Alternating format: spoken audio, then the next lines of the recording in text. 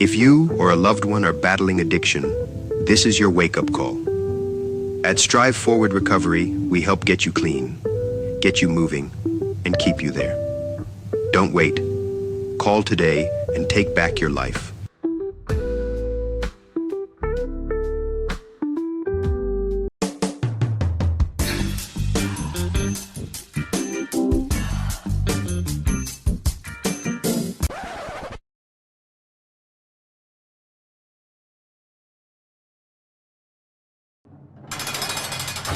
Hey everyone, and welcome back to Indicted TV. I'm your host, Negra. Don't forget to like, share, and subscribe, and follow us on Instagram.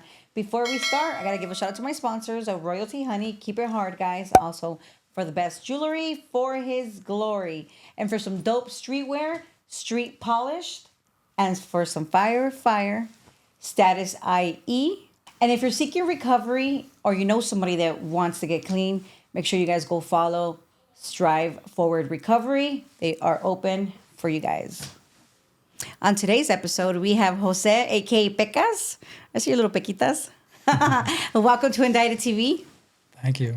You okay? Yeah, I'm good. Okay, you ready? Absolutely. Okay. So tell us, Jose, tell us where you're from, where you grew up, your mom, dad. How was the inside of your house growing up? So I'm from San Diego, California, a neighborhood called Paradise Hills. And growing up, I grew up in a broken home, like most gang members. I grew up in an environment where criminality and gang association was very prevalent. And as far back as I can remember, criminality was a part of my life. My whole mom's side of my family, not my dad's, but my mom's, when I was a child, they had this huge drug ring operation where they were all involved in trafficking drugs. And oh, wow.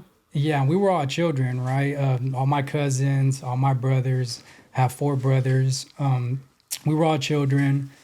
And we used to witness that growing up. As a child growing up, we used to witness them. You remember what was happening, like you would remember seeing them. Okay. Vividly, I would actually be present in some of those encounters. Wow. And when I was about 8 years old, I'm the second oldest out of my brothers. My older brother was about 9. My other brothers were younger. The DEA, along with a couple other federal agencies, did an operation on my mom's entire family. So they raided every single house one morning, all the pads. Including yours. Including mine. And broke down the doors and ran in there. And really quick, let me step back. My dad wasn't there. They've been separated as long as I've been alive. Okay. So my mom had some dude she was dating at the time. Anyways, they raided every house and they arrested all my family from my mom's side. Your mom as well? My mom as well. That obviously required that they get CPS involved, Child Protective Services involved. They took all of us to something called Polinsky. All my brothers, all my cousins, even some of my tias, they were like 17 because they were pretty young. Yeah. My grandma was having them young. They got taken to Polinsky as well. And So you guys were all together?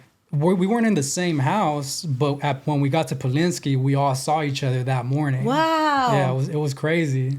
And we were all there, not knowing what was going on. Again, children. And babies. Yeah, pretty much scared. And if you know what Polinsky is, it's not like a typical group home. It looks kind of like a jail setting, right? Really? You get there and... This is in San Diego? This is San Diego. Okay. You get there and the staff strip you of all your clothes. Not like a strip search, but they give you sweats. A top that's a sweatshirt, so everybody's pants. matching. Everybody's matching. Like you're in jail. Like you're in jail. And they give you shoes with straps. You don't got shoelaces. And then they house you in a building with the people your age. So they separated all of us. Did you stay with your brother though? The only one I was housed with was my older brother because we're only 11 months apart. And so they house us in Polinsky and we're all separated, not knowing what's going on. My brothers, my younger brothers at least, all have separate dads. The only one that I had the same dad with was my older brother. So the two oldest and the 2 youngest? pretty much. The one older one has the same dad as me. Okay. The two younger ones had different dads. And let me add, my mom was pregnant when she got arrested. Oh my goodness. That brother ended up being born in the county jail. So I don't even know him. To this day, I don't know. He's probably like 17, 18 right now. Wait, you don't know him? I never met him in my life. Did you ever ask like what happened? Did you ever ask your mom? In the future, like as the story went on, okay. I asked We'll what get happened. There. But so we're all at Polinsky. Fortunately, my dad was still involved. Even when I was living with my mom, he would get visitation. Oh, good. But unfortunately, he was an immigrant, right? No. So this means he was working like shit jobs for shit He couldn't pay. take you guys. He did. He took us, Aw. but that's where the problem arises. He took us. He went through the process. Me and my older brother were there for about a month and a half. And my other brother stayed because obviously he's not their dad. And he got us from Polinsky. We went to go live with him in Paradise Hills. And Paradise Hills is pretty gang entrenched. It's a nice. Sounds like a Paradise Hill. It's a nice neighborhood, right? Like I'm not gonna lie, it's beautiful, like big houses and things like that. But the inner works of the gang culture is gang entrenched. Okay. I didn't go there and like initially like get involved in gangs. You were small. I was a skater. I was playing soccer, things like that, right? But my dad was never home. Wow, a skater that plays soccer. Yeah, I was playing soccer. And my dad was working 2 jobs, right? He was like taco shop, delivery guy, things like that, like shit jobs. Yeah, he's an immigrant. But in order to be able to pay the rent, he had to work 2 jobs a day. Leaves at 8 in the morning, doesn't come home till about 11, 12 p.m. and or 12 a.m. But that was my childhood and like my 8 to 11 years old. I would go outside and entertain myself, skating, things like that. My older brother, that was my boy. He was my road dog, right? And so I would kind of follow his lead. If he made friends, I'd make his friends. You know, like those were my friends. Because you guys are kind of like one. Yeah, we're the ones that stuck together. And Aww. At this point, I had no idea what happened with my mom's side of the family. And did you get to see your mom through the process that you were with your dad for, like you said, it was like 2 years No, that passed? I didn't. Nothing. So Wow. my mom and along with even my grandmother was involved in that indictment. Dang, she has grandma. Yeah, like I think she was like the head of the you're operation. I swear, she was the kidding. head of the operation. Tell me one of the last names in your family. Yeah, she was the head of the operation, and like all her kids, which is like my uncles, my tias, they were all working under her at the time. And they're not gang affiliated, they're more like paisas. Okay. Right? And they were like operating over here in San Diego. Anyways, they got caught and they all got sentenced to about 3 to 4 years. Things like it's not super long stretches, but nevertheless, it's time. it's a stretch, right? Bro, just to be away from your family and everything changing is like, bro, as a mom, I feel like a woman. I feel like for a woman, I'm not minimizing guys' time or whatever, but I feel like for a mom or for a woman is a little more like it's definitely yeah. different in terms of like dynamics, Mm-hmm. right? But so she got sentenced, and so I was in Paradise Hills, and once I started getting into like 6th grade, my brother's in 7th grade, so he moved on to middle school. 6th grade, I'm still in an elementary school, and my brother starts kind of like associating with a different crowd when he gets to 7th grade, right? Mm-hmm. He starts, I guess, getting involved with not like official gang members, but people who like desire to be gang members, like kids who are like fascinated by the lifestyle. I get it. So I'm watching my brother do it, so I follow suit, mm-hmm. right? I started trying to be friends with his friends, so much so that at 6th grade, I'm starting to ditch school at 6th grade just to go to his junior high and hang out with them. I'm ditching 6th grade. I'm starting to get in trouble in 6th grade. I'm going to the principal's office for ditching and things like that. And your dad is just at work. My dad's at work. I mean, they're telling him, and he's trying to discipline us, right? Like so much so that he's like, "No, you can't go out today," right? But we're starting to rebel at this age, so much so that we're like jumping out the window when we're locked in the room, right? Like when we're grounded in the room, we're jumping out the window. And so again, at this point, we're not officially kicking it with like the gang members, but you guys are creating your own little like crew that wants to be part of that. Yeah, the desire was there, right? And that went on just for a matter of months until we finally met some official gang members. And I was 11 years old. I was a kid. You're a baby. But I was missing like this familial. I had a familial void, is the best way to put it, right? My dad's side of the family, they're actually doing great for themselves. They got a lot going on. They were initially immigrants. Even before. Like they were initially immigrants, but got their citizenship. They got careers going on. They're doing great. But I'm with my dad, and I don't always see them. They're not always there. They got their own kids. So I still had that familial void, right? And the only one that filled it was my brother. And so when he started hanging out with these guys, and then we met some official gang members, I started hanging out with them. And that the gang culture, it fosters brotherhood. That's the main component that captivates young minds, right?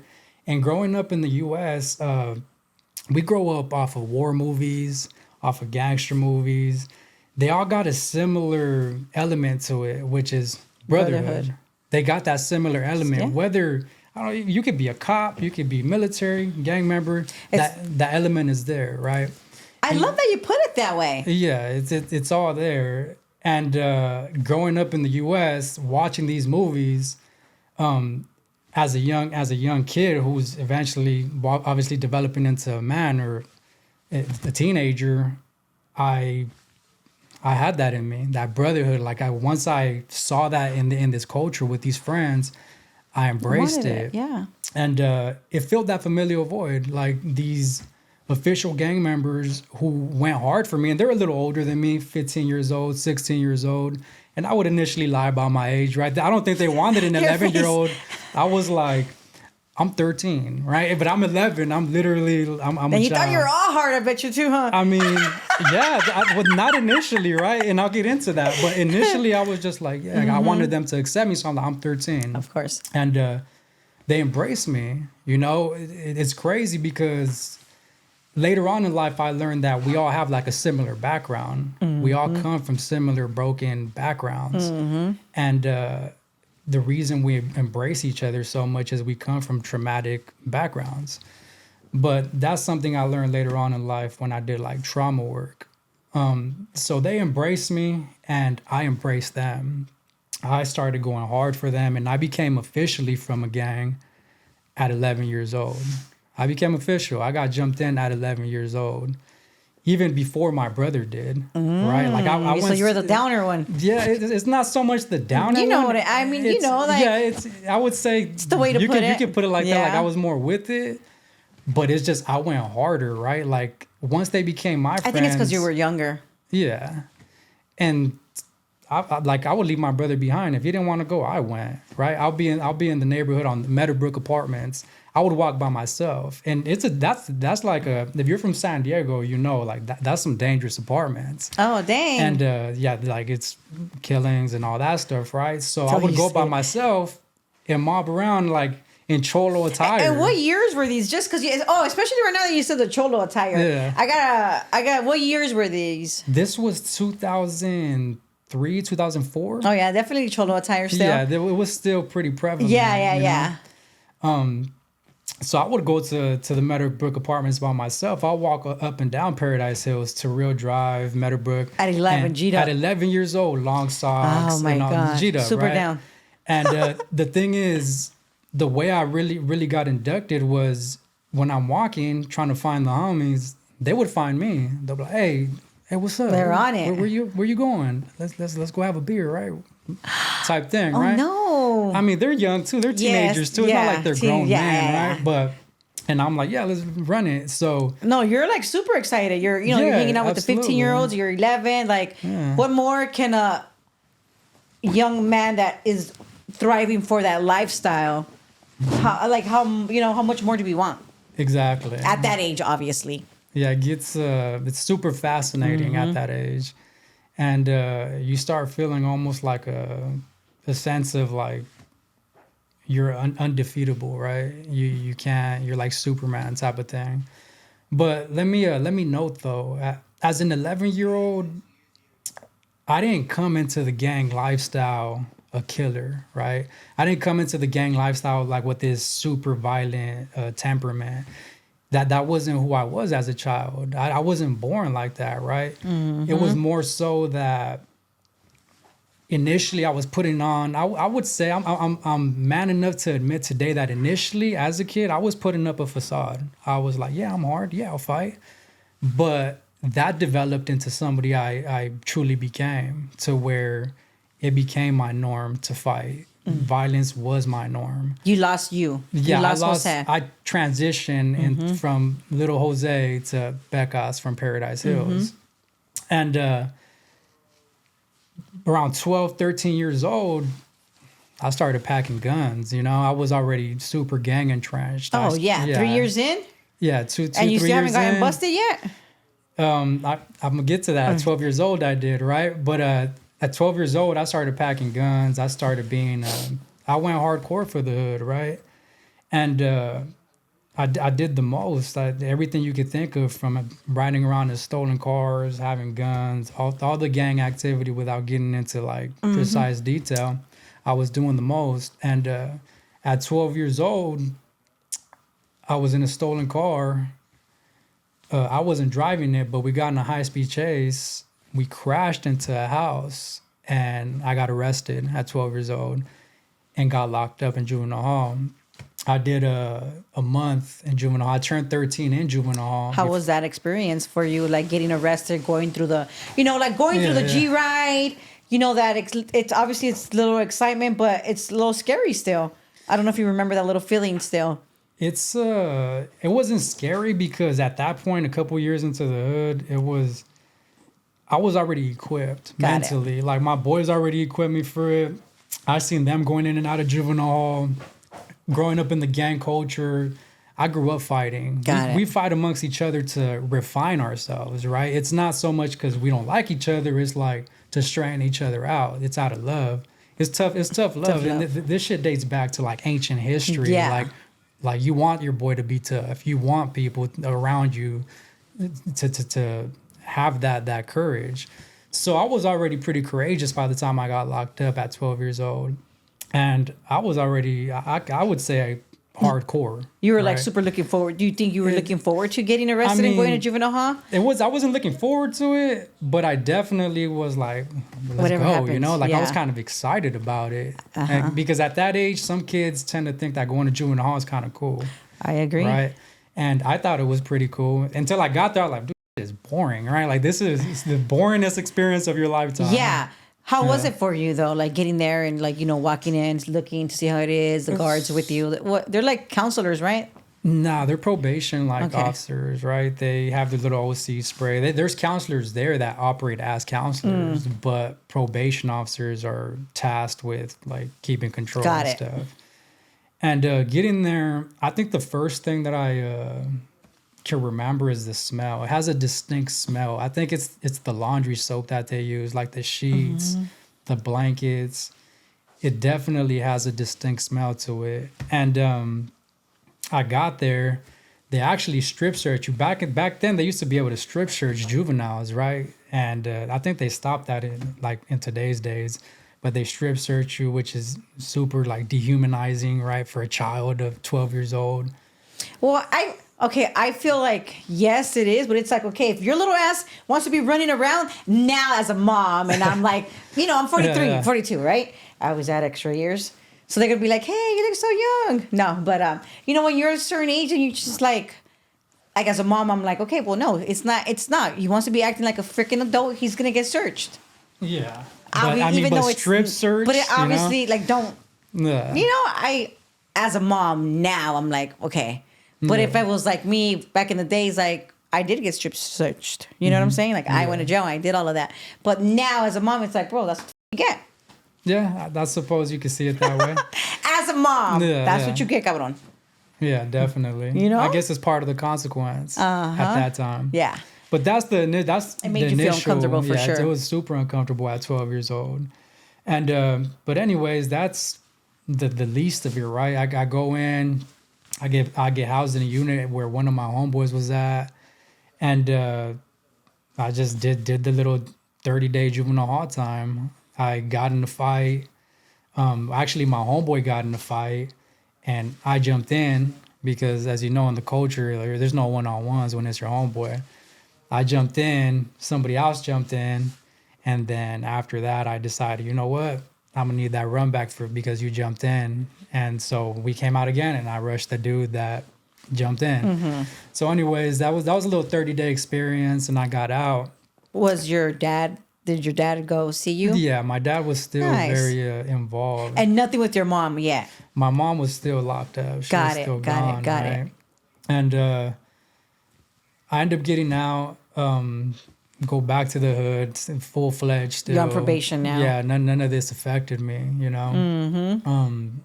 I continued to do the things that I do, or that I did. I think it's important to also note that when we're kids like that and we have this familial void, we kind of relish in the fame we get from the criminal acts, right? Like anytime I would have a strap at 12, 13 years old, the homies would be like, "Damn, that's right, young homie, you always strapped, right?" And that felt good, right? Like you get praised for criminal conduct.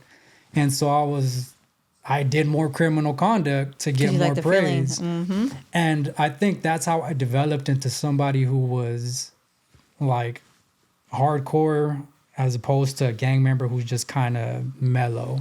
Because you have those. You got levels to it, right? You got the dudes that are kind of just cruising on by. And then you got the dudes who are like, "Nah, let's go put in work. And then you got the money makers. Yeah, and then you got the money makers too. And drug addicts as well. Yeah. So for me, wanting to build my reputation and not having any interest in drugs or money at the time, I didn't really care for it. Not having any interest in that, I continued to be a full-fledged hardcore gang member. And my main motivation was brotherhood. Like I saw these people as my brothers, right? So that was my main motivation. And I didn't care for the drugs. And in fact, the homies that were doing drugs, I used to look at it like, bro, like you need to get your ass whooped. You know, like you got a treatment coming. You know, you're over here getting involved in tweak and things like that. At 15, 16 years old, we used to actually, we had a culture where if you're tweaking, you're getting a treatment. You know, like you're going to get disciplined for it. That's the way we were, you know, because we were so structured to where we wanted nothing but solid individuals around us. We wanted people with their head on straight and that really cared for us, for our brotherhood. Not just getting high and the rep. Not just getting high or not just stealing or robbing. Like I was never into the armed robberies or the robbing and things like that.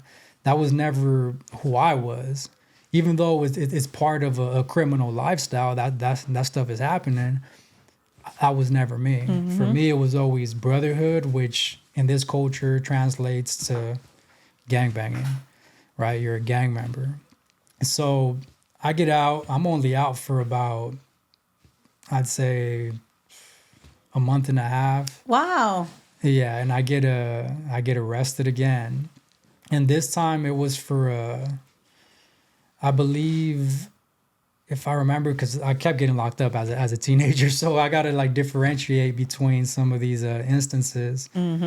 I believe it was for a violation initially. I violated probation, but I was committing crime still, right? And while I was doing time for that violation, they ended up throwing a charge on me from months ago when I was free. Like something I thought I got away with, But you didn't. came out of nowhere, and it was armed robbery. Oh, like my goodness. beer run gone bad. I'm like, damn, I right? thought you were a robber. Yeah, no, it was a beer run. It was a beer run gone bad, right? Like we go in, try to get beer, and the clerks try to fight, and it went bad. So they charged me with 211 because of the beer run. So that's how that robbery came into play. I ended up doing another like 6 months on top of the violation. So now you go back, not even a month after. Not even a month. I would say like a month and a half. Like so, not even 2 months after. I go back and in the halls. That's kind of your time to shine too. As a kid, you're shine as a gang member is what I mean, not like in this professional world. I know. Right? Yeah. I think we all Indicted TV, all my people, we all understand what you're saying. And if they don't, they'll figure you it never out. know. You might have some lawyers watching. They know what it is. You I never- do have lawyers. I have cops. I got everybody. Cops, lawyers. I know. I really have everybody. Like literally everybody watches Indicted TV. Some of these cops watching might be the ones who prosecuted me when I was 14, Hey, you never know. 15, They're probably you gonna know? go watch because they're gonna see you. Let them watch. You know. Let What's 'em- up? How's it going, guys? No. I got out, by the way. Thank God. Yes. Yeah. But so I go back and it's as a juvenile young gang member, that's your time to shine. So I'm over there fighting everybody. Everybody who's rival neighborhood, I'm fighting them.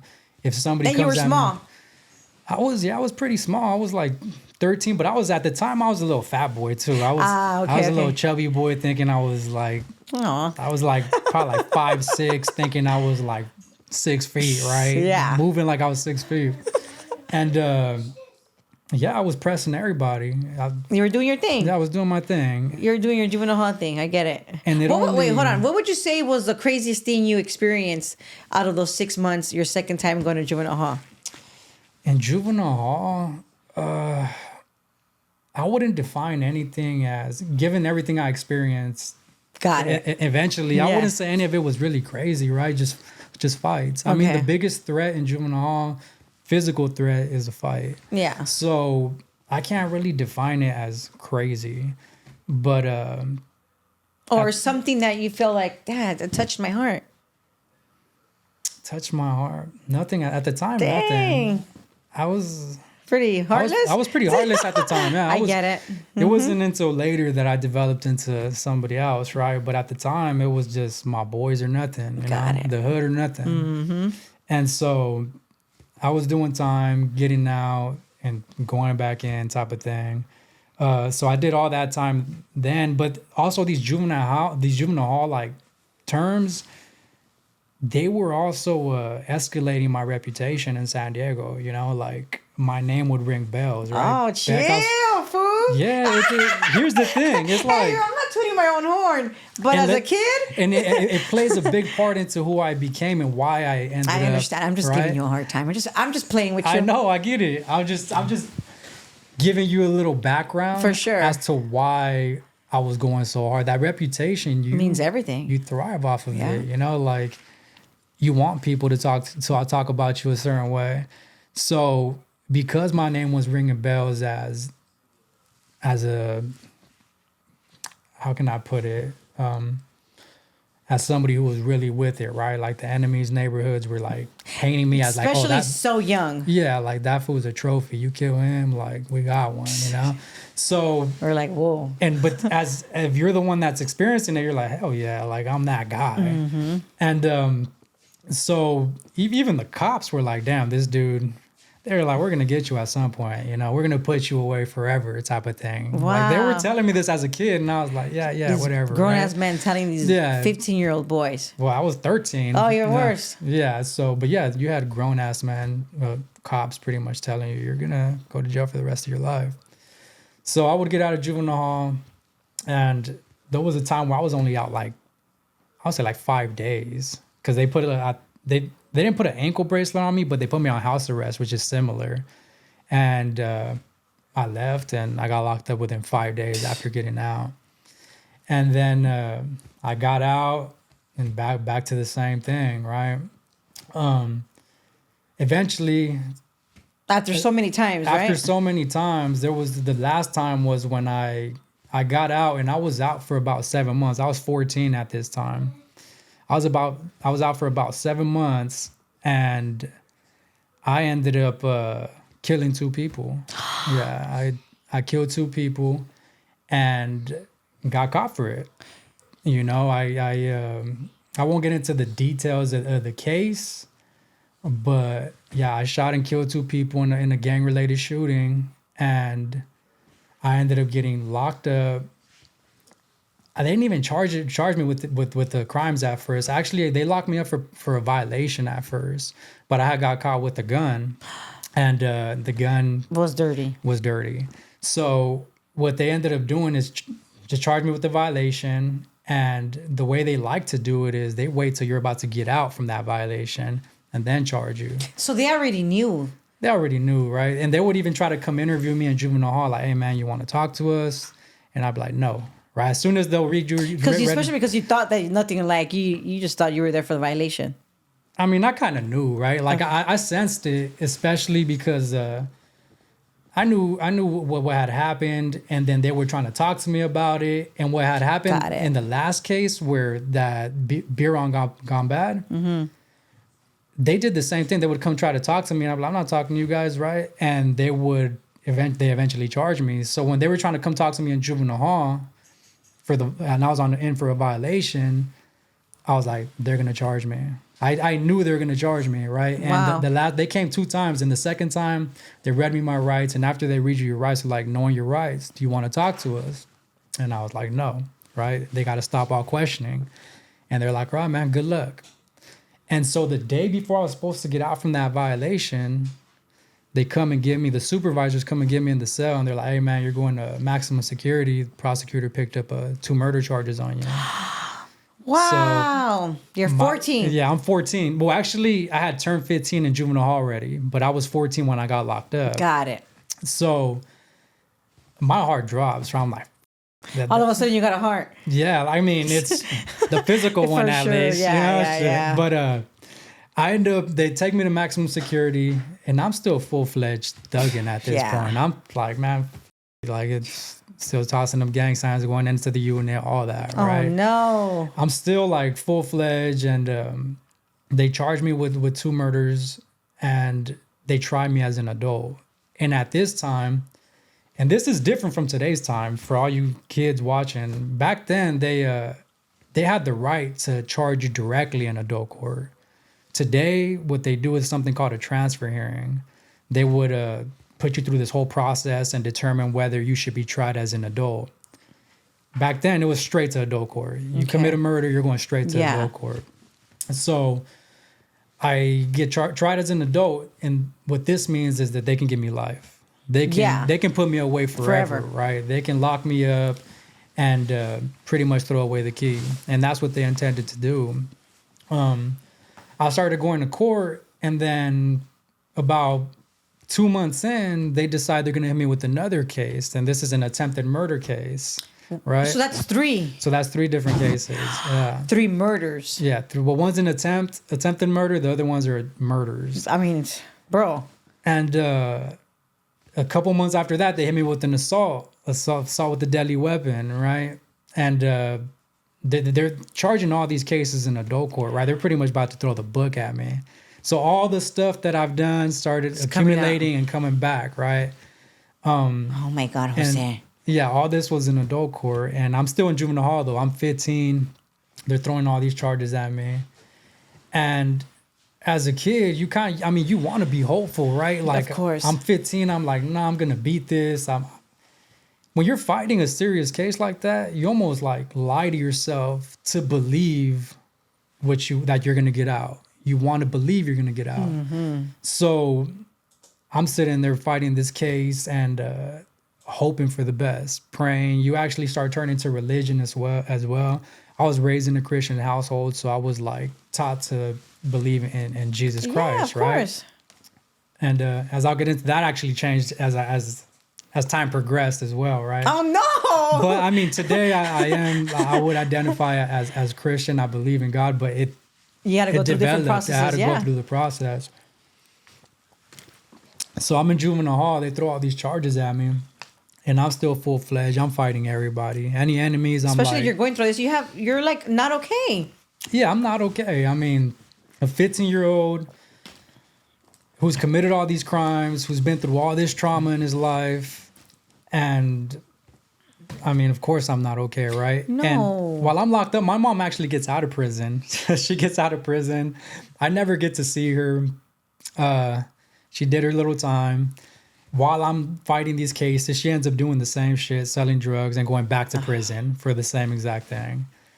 I think it probably like probably like 18 years passed before I saw my mom again. Oh my But God. we'll get into that, Yeah. right? I'm glad you said that because I'm sure we were like, oh man, I wonder how long. Yeah, no, probably like 18 years before I saw her again. I'm fighting these cases, and when I'm going to adult court, the prosecutor is just describing me as like the worst of the worst, you know? They're so bad is what they do. Yeah, they at least at that time they had no empathy whatsoever for children. And nowadays the laws are kind of they shifted to reflect at least some sort of empathy for the transitioning or like the development of the brain. But back then there was none. It was tough on crime, right? There was a tough on crime era. And this was all in 2007. I got locked up July 7, 2007. I got locked up for the probation violation, but eventually the murders. Well, it was a bad luck day for me. For you. 7-7 it was not a good day for me. And we're like, those are all good numbers. Yeah, right. And so I fight my case for probably a year and a half, which is actually a very short period of time for those kind of cases. I was going to say that because 1 year for that big case of 3 different murder cases, that is a little bit, you're just like, get me the out of here probably. Yeah. Huh? So I go to trial. Trial is like this, it's like the movies kind of, you know, like really what you see in the is. movies is actually accurate. And I went to court every day for over 30 days straight. And you're right? 15 years old. 15 years old. And I'm going to court every day. During my trial, I go through jury selection. How is that process? It's, For a for a 15-year-old. 15-year-old, that's what I was about to tell you. It's actually pretty daunting. It's, especially coming from like a lack of education, financially disadvantaged. You don't understand what's going on. You're kind of just like they're talking and you're just like I don't know what they're saying, right? Like you don't understand the legal jargon. It's like a whole new language. So I'm sitting there and I'm trying to like ask my attorney. My attorney explains it to me, but I'm just like, you know what? Like, I still don't get it. They're talking about your life and you don't understand what's going on. So you kind of just throw all your faith in God and your attorney. And I go to court every day for over 30 days, probably like 35 days. Dang, that's rough. Yeah, it was rough. To be sitting in the damn courts every day. I know the feeling, so I know it's rough. Like you're just there, you get back so drained just to shower and wake up early and go fight for your life. Yeah, pretty much. Super sad and so mentally draining for a young boy. Yeah. You know, obviously we made decisions to be there, but it doesn't mean that it's okay for a 15-year-old to go through that process, even though you put yourself there, you know? Yeah, of course. But what You're I like, will yeah, say, it's me we're talking about. it's but you kind of develop it like again coming from 11 years old, right? Where I was, like I said, I wasn't violent or anything. I developed into naturally being this person. So it was the real me, right? Like I was already like, I didn't give a about anything. No, I understand completely. Right? So what I'm saying is my experience was almost like I didn't cry one time. As a 15-year-old, I was like, I understand. I was like, right? Yeah. So even though I didn't want to get life, I wanted to go get out and go back to the hood, right? Like I wanted to go back and like do the stuff I was doing. Yeah. Like the glory, the fame. I wanted all that, right? And so it wasn't entirely like daunting. The lifestyle or the prospect of going to prison wasn't super scary. It was just not understanding what's going on. It was ugly, right? So anyways, back to what happened. I ended up getting convicted after that long trial. I get convicted of the 2 murders. They reduced it to second degree murder. I have no idea why. It was like first degree, then they reduced it to second degree. The jury couldn't decide on first degree, so they dropped it down to second degree. And I ended up taking a deal for the attempted murder. I ended up taking 8 years for that. And that was a shooting case as well, so 8 years was love. I take a deal, so now they set sentencing. And when I get sentenced, they sentenced me to 80 years to life as a 15-year-old kid. 80 years to life. They threw the book at me. 80 years to life in state prison. and pretty much no prospects of getting out whatsoever, right? They condemned me to die in prison as a kid. And I was like, at that time, I pretty much told myself, it's okay, that is what it is. I sacrificed for the hood, for my boys. And at that time, mentally, I was like, I'll do it again, right? I feel like it's more of like us self-talking to obviously make us feel better about us. You rationalize. Yeah, you rationalize. I mean, now we see that. Now you see that, when you Well, the process of maturing really changes you, right? And I matured over the years, but that state of mind was distorted. Yeah. Like, it was really distorted.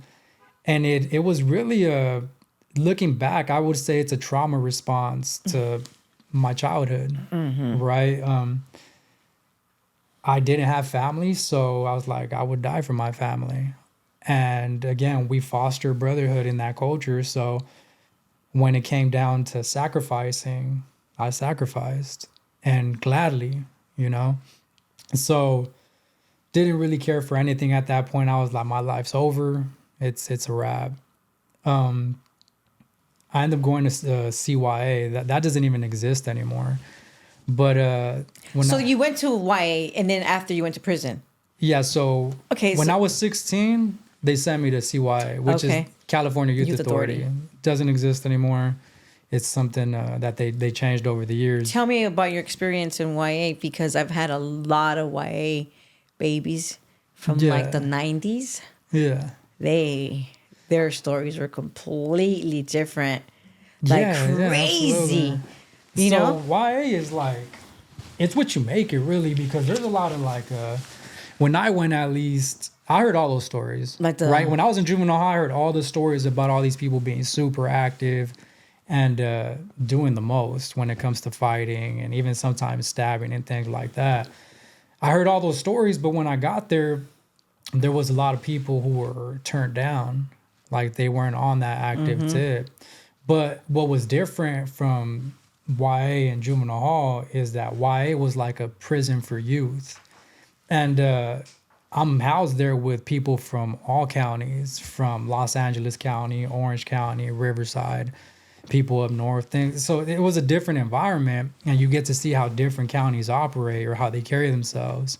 Like the word, people, when they talk like instead of being like on the hood, they'd be like palabra. And I'm like, that was foreign to me. In San Diego, we never used to be like palabra, right? And they'll be like palabra, boy. And so it's like... So what do you guys say? We would just be like, on the hood, boy. There's like something like that, right? Like on the hood. If we wanted somebody to believe us, these dudes, they won't sound, they'll be like, palabra, right? Palabra, homie. Palabra, homie, that shit, right? Or what would they say? Something, that, I don't know, something to that effect, but that it meant palabra. It's funny. But so it was a different culture going there.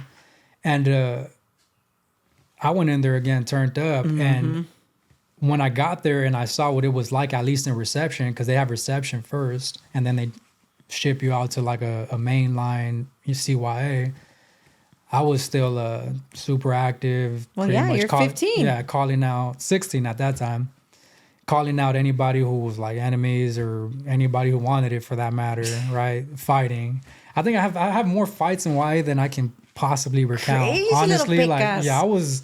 I can't even remember how many fights I got into from juvenile hall to YA, because it was so a much. lot, Yeah. right? And you won and lost. You said what? You won and lost. Oh yeah, both. Okay. Yeah, I won and lost. I mean, we all take a loss here and there, for sure. We definitely lose. But I had a bunch of fights, and then I went to the mainline CYA, and that was even crazier. Tell me, why was it crazier? It was crazier because I was there at the time where they closed down. They were closing down the YAs, and so they were compacting everybody into a single YA.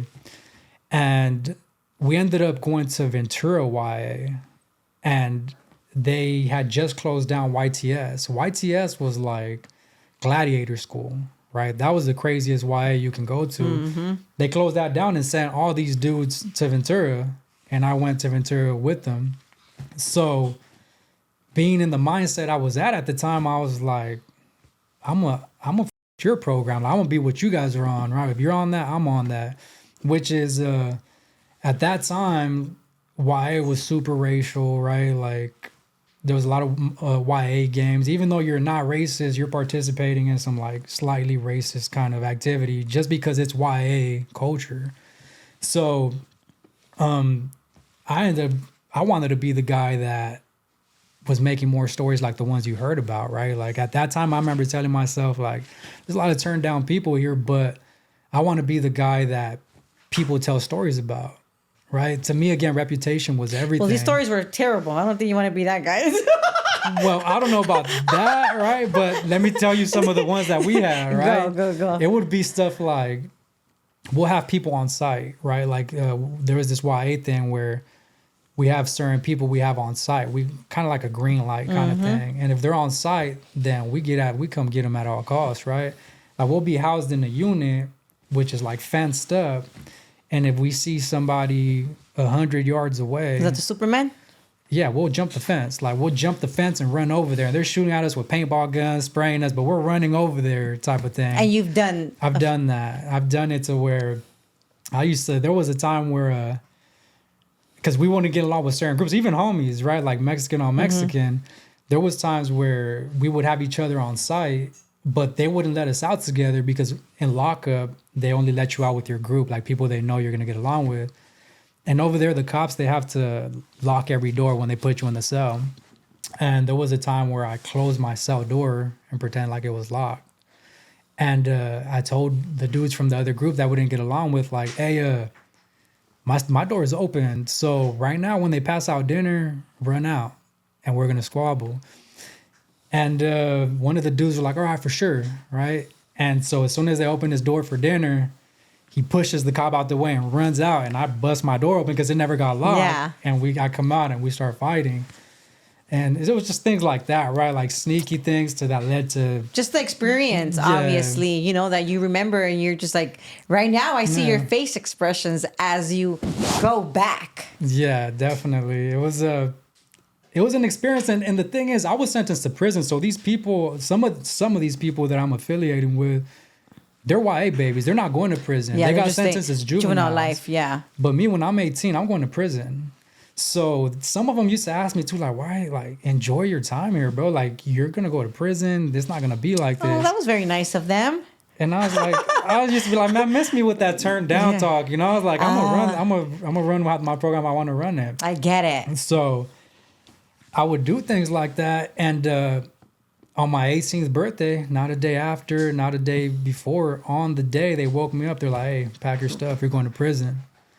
Wow. So I ended up, on my 18th birthday, I get shipped to prison in my own So individual. they wake you up and they handcuff you. What are you able to take from YA to go to an adult prison?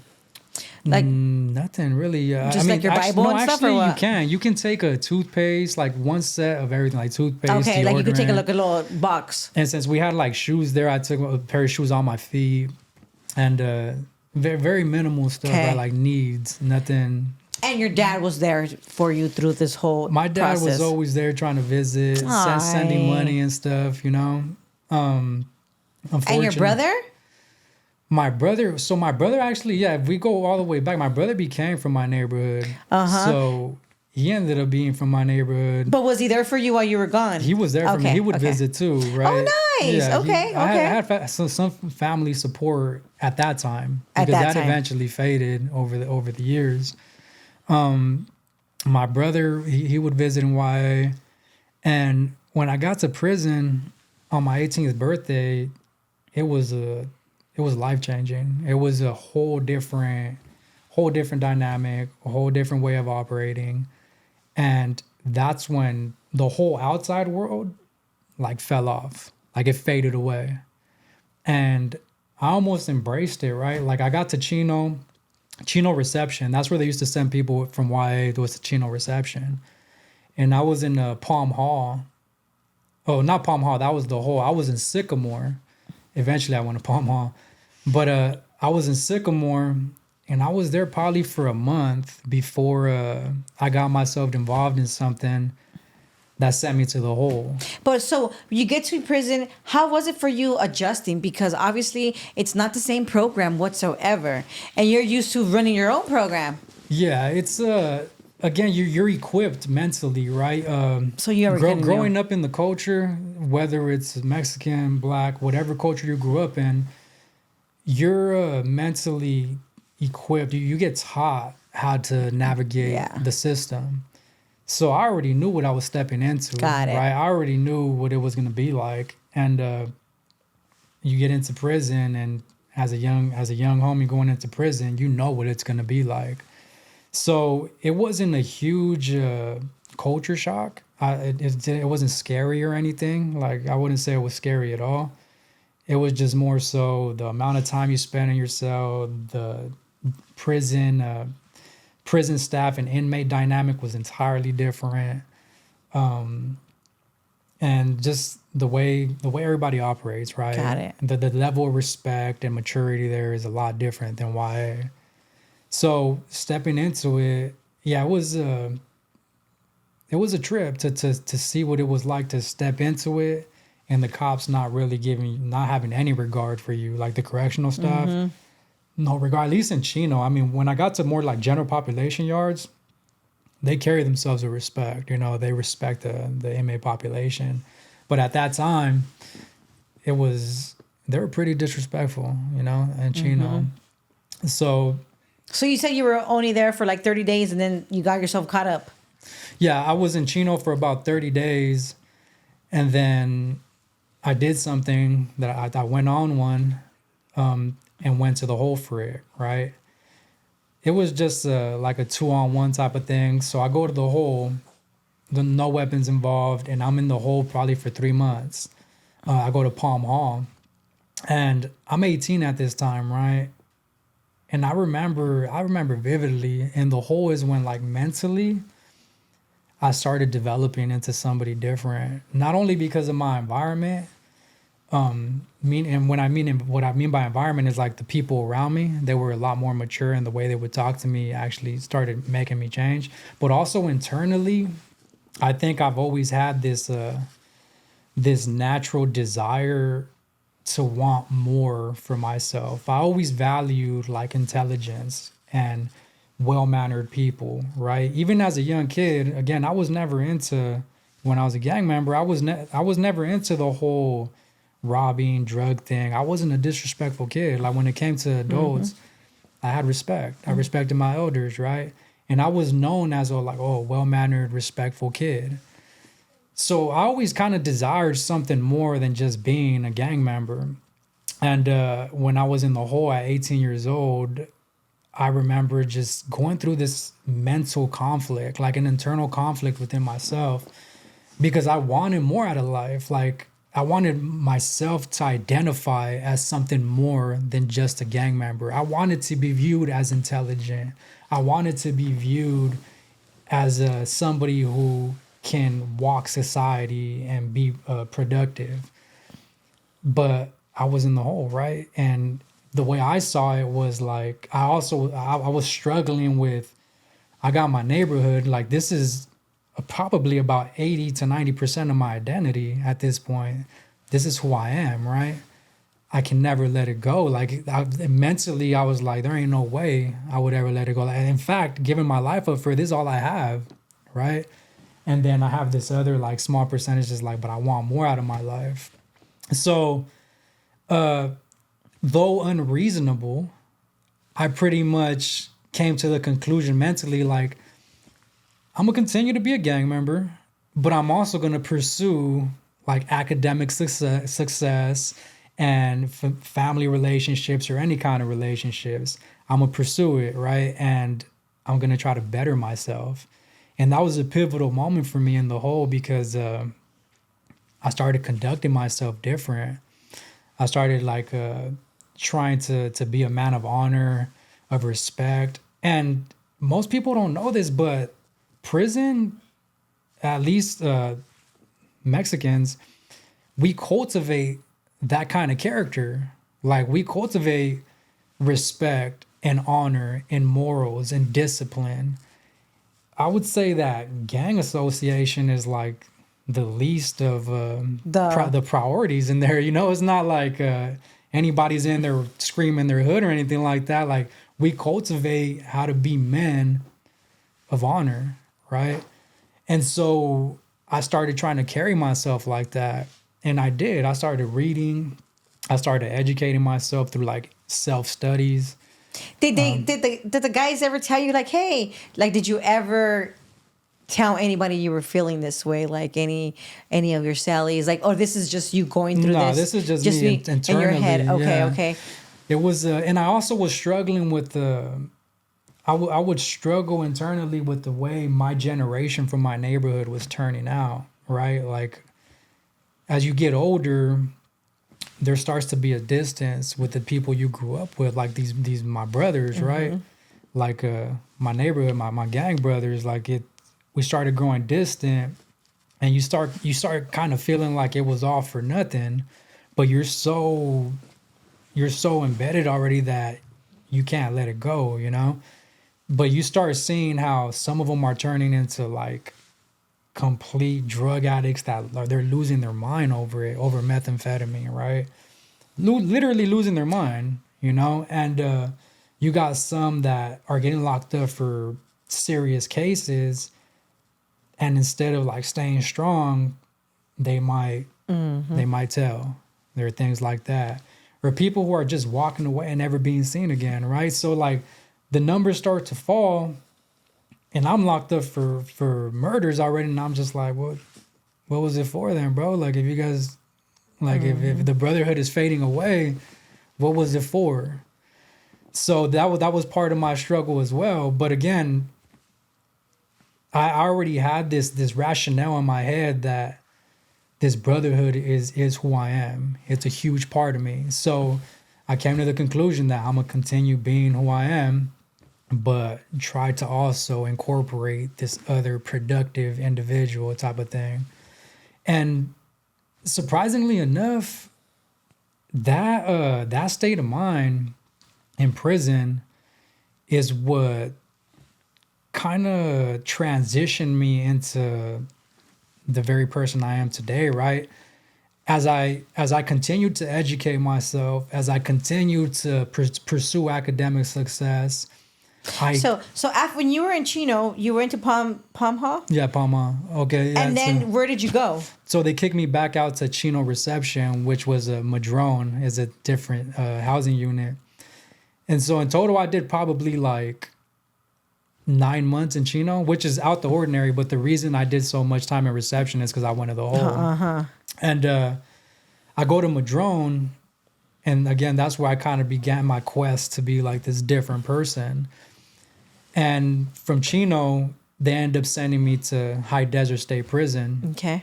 And again, Chino, I didn't even mention this yet, but this is a place where you don't get phone calls at all. You get like a 1 hour visit through glass once a week, but you don't get phone calls at all. You get very little yard. You're always locked in the cell. It's a super dirty prison. And It's horrible. This is the kind of prison that like literally has like bars. Like Sycamore, when I was in, like, I didn't think prison actually had bars. This one actually had bars as the doors, right? And a cell that's literally probably the size of, starting from here, the size of this side. Wow. Yeah, it's super small. But I'm in Chino for about 9 months, and I pretty much lost contact with everybody from the outside world, aside from letter writing. I go to High Desert State Prison, and this is a level 4 180 yard. There's a difference between level 4 yards. You got a 180, which is like max of the max. It's designed different. And then you got 270s, which are a little less security, a little more lax, more programming. So I go to High Desert State Prison, and in a way, this was a blessing in disguise, you know? It was a blessing in disguise because there ain't really anything going on up there. Like, aside from like a really structured program that we conduct ourselves under, there's not really much going on in terms of like drug use or anything like that. So I had all the time in the world to work on myself. And hit the books and hit the self-studies and stuff like that. As opposed to going to a different prison where I might have fell victim to drugs or I might have fell victim to something more serious. Yes. There wasn't much going on, and I went to High Desert State Prison. I pretty much applied myself. I started hitting the law library, reading all legal materials that I could. I wanted to continue fighting my case, even though like I knew it was a long shot. I wanted to get out. Yeah, it know? doesn't. You're in your head. You're probably like, it doesn't freaking hurt to continue to fight for my life. Exactly. Like, what do I got to lose? No, I'm gonna get no's a gang of times, but I'm gonna get one. Yes, eventually. So, I start fighting my case on my own. Wow, on your own. Yeah, on my own. But here's the thing: everybody at some point, in their legal or in the litigation, they're left alone, right? You get your trial. And you get your first appeal as a matter of right. And in that first appeal, they give you an attorney. After that first appeal, there's other options to continue fighting your case. You got writ of habeas corpus. You got petitions for review. There's other mechanisms to petition to review your case, but the state only gives you the attorney for that first appeal. So after that, you're on your own. Like, you want to pursue your case, you got to do it on your own. And most of the people in there, unfortunately, aren't educated enough to do that. And I wasn't educated enough. At the time, it was like a foreign language. So I pretty much took on the endeavor to continue fighting my case. But I was initially lost. You know, I was learning it at 18 years old. And I was catching on pretty quick, but it's because I was putting in the work. Like, I was reading all this stuff, and anything I didn't understand, I'll have a legal dictionary, a regular dictionary, and I'll reread this like 10 times until I understood it. Wow. And not everybody does that in there. It's honestly, it's a headache. And even if you have the time, we still don't do it. Yeah, we still don't do it. So good for you. I mean, there's a level of anxiety that attaches to that too, right? Sure. Like, you're rereading all this paperwork that's pretty much saying you're never getting out. So I was able to do it and kind of overcome the stress and anxiety, but it definitely was there. Like, I was stressed out. I was a kid. I wanted to go home. I would daydream about getting out, you know? But I also understood that even in the high desert is probably like, I think 11 hours away from San Diego. So I wasn't getting visits. We were on lockdown for over a year when I first got there. No phone calls initially for over a year. It was all letter writing. I was cut off from the outside world. So I understood, like, this is it. You know, like, I got to fight for myself. I don't know if it's just like the natural process of maturing for me that made me into that, like, resilient individual. To this day, I look back and I wonder, was it just embedded in like my DNA to be like that? Because a lot of people in there aren't like that. But it's God, bro. I turned, like, that's who I was, right? And turning back to the matter of God, at that point, I actually, I would curse God. I was like, he doesn't exist, right? I started identifying as agnostic, right? Because I was disappointed with the outcome of my life.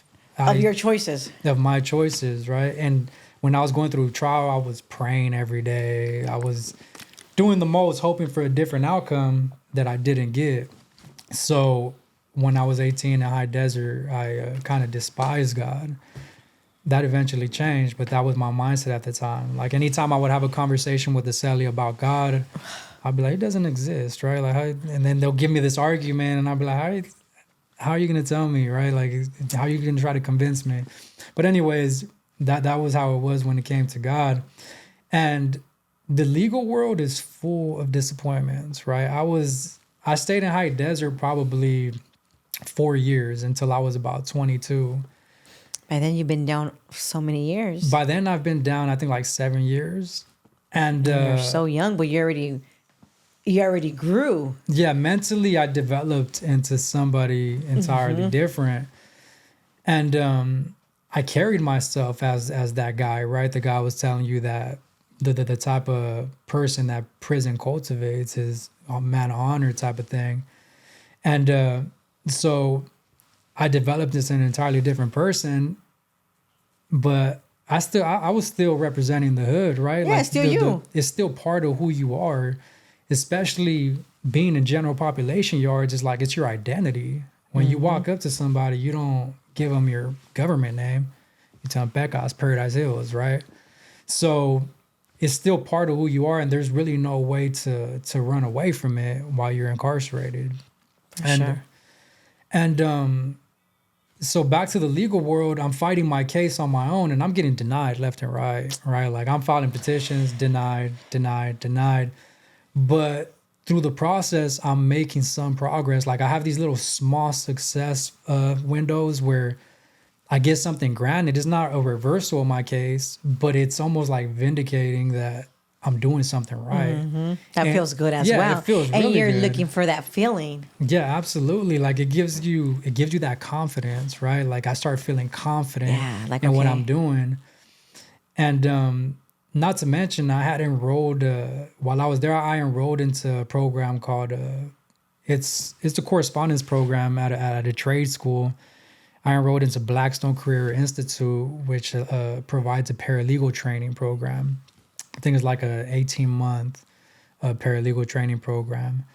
And did you have to pay for this program? You do. Okay. Yeah, you have to pay for it, but my brother paid for it. Oh. And I ended up graduating from it through correspondence with honors. And with honors, you guys. with honors.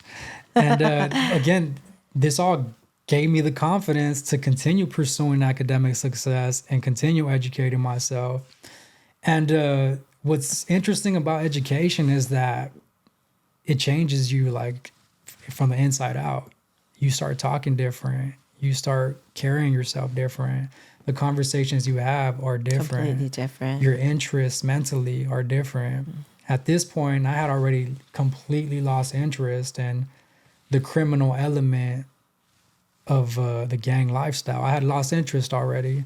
I was more so the brotherhood. I still carried it with me because I was like, it was almost part of my rationale that, oh, this was all for something. Like I gave my life up for something.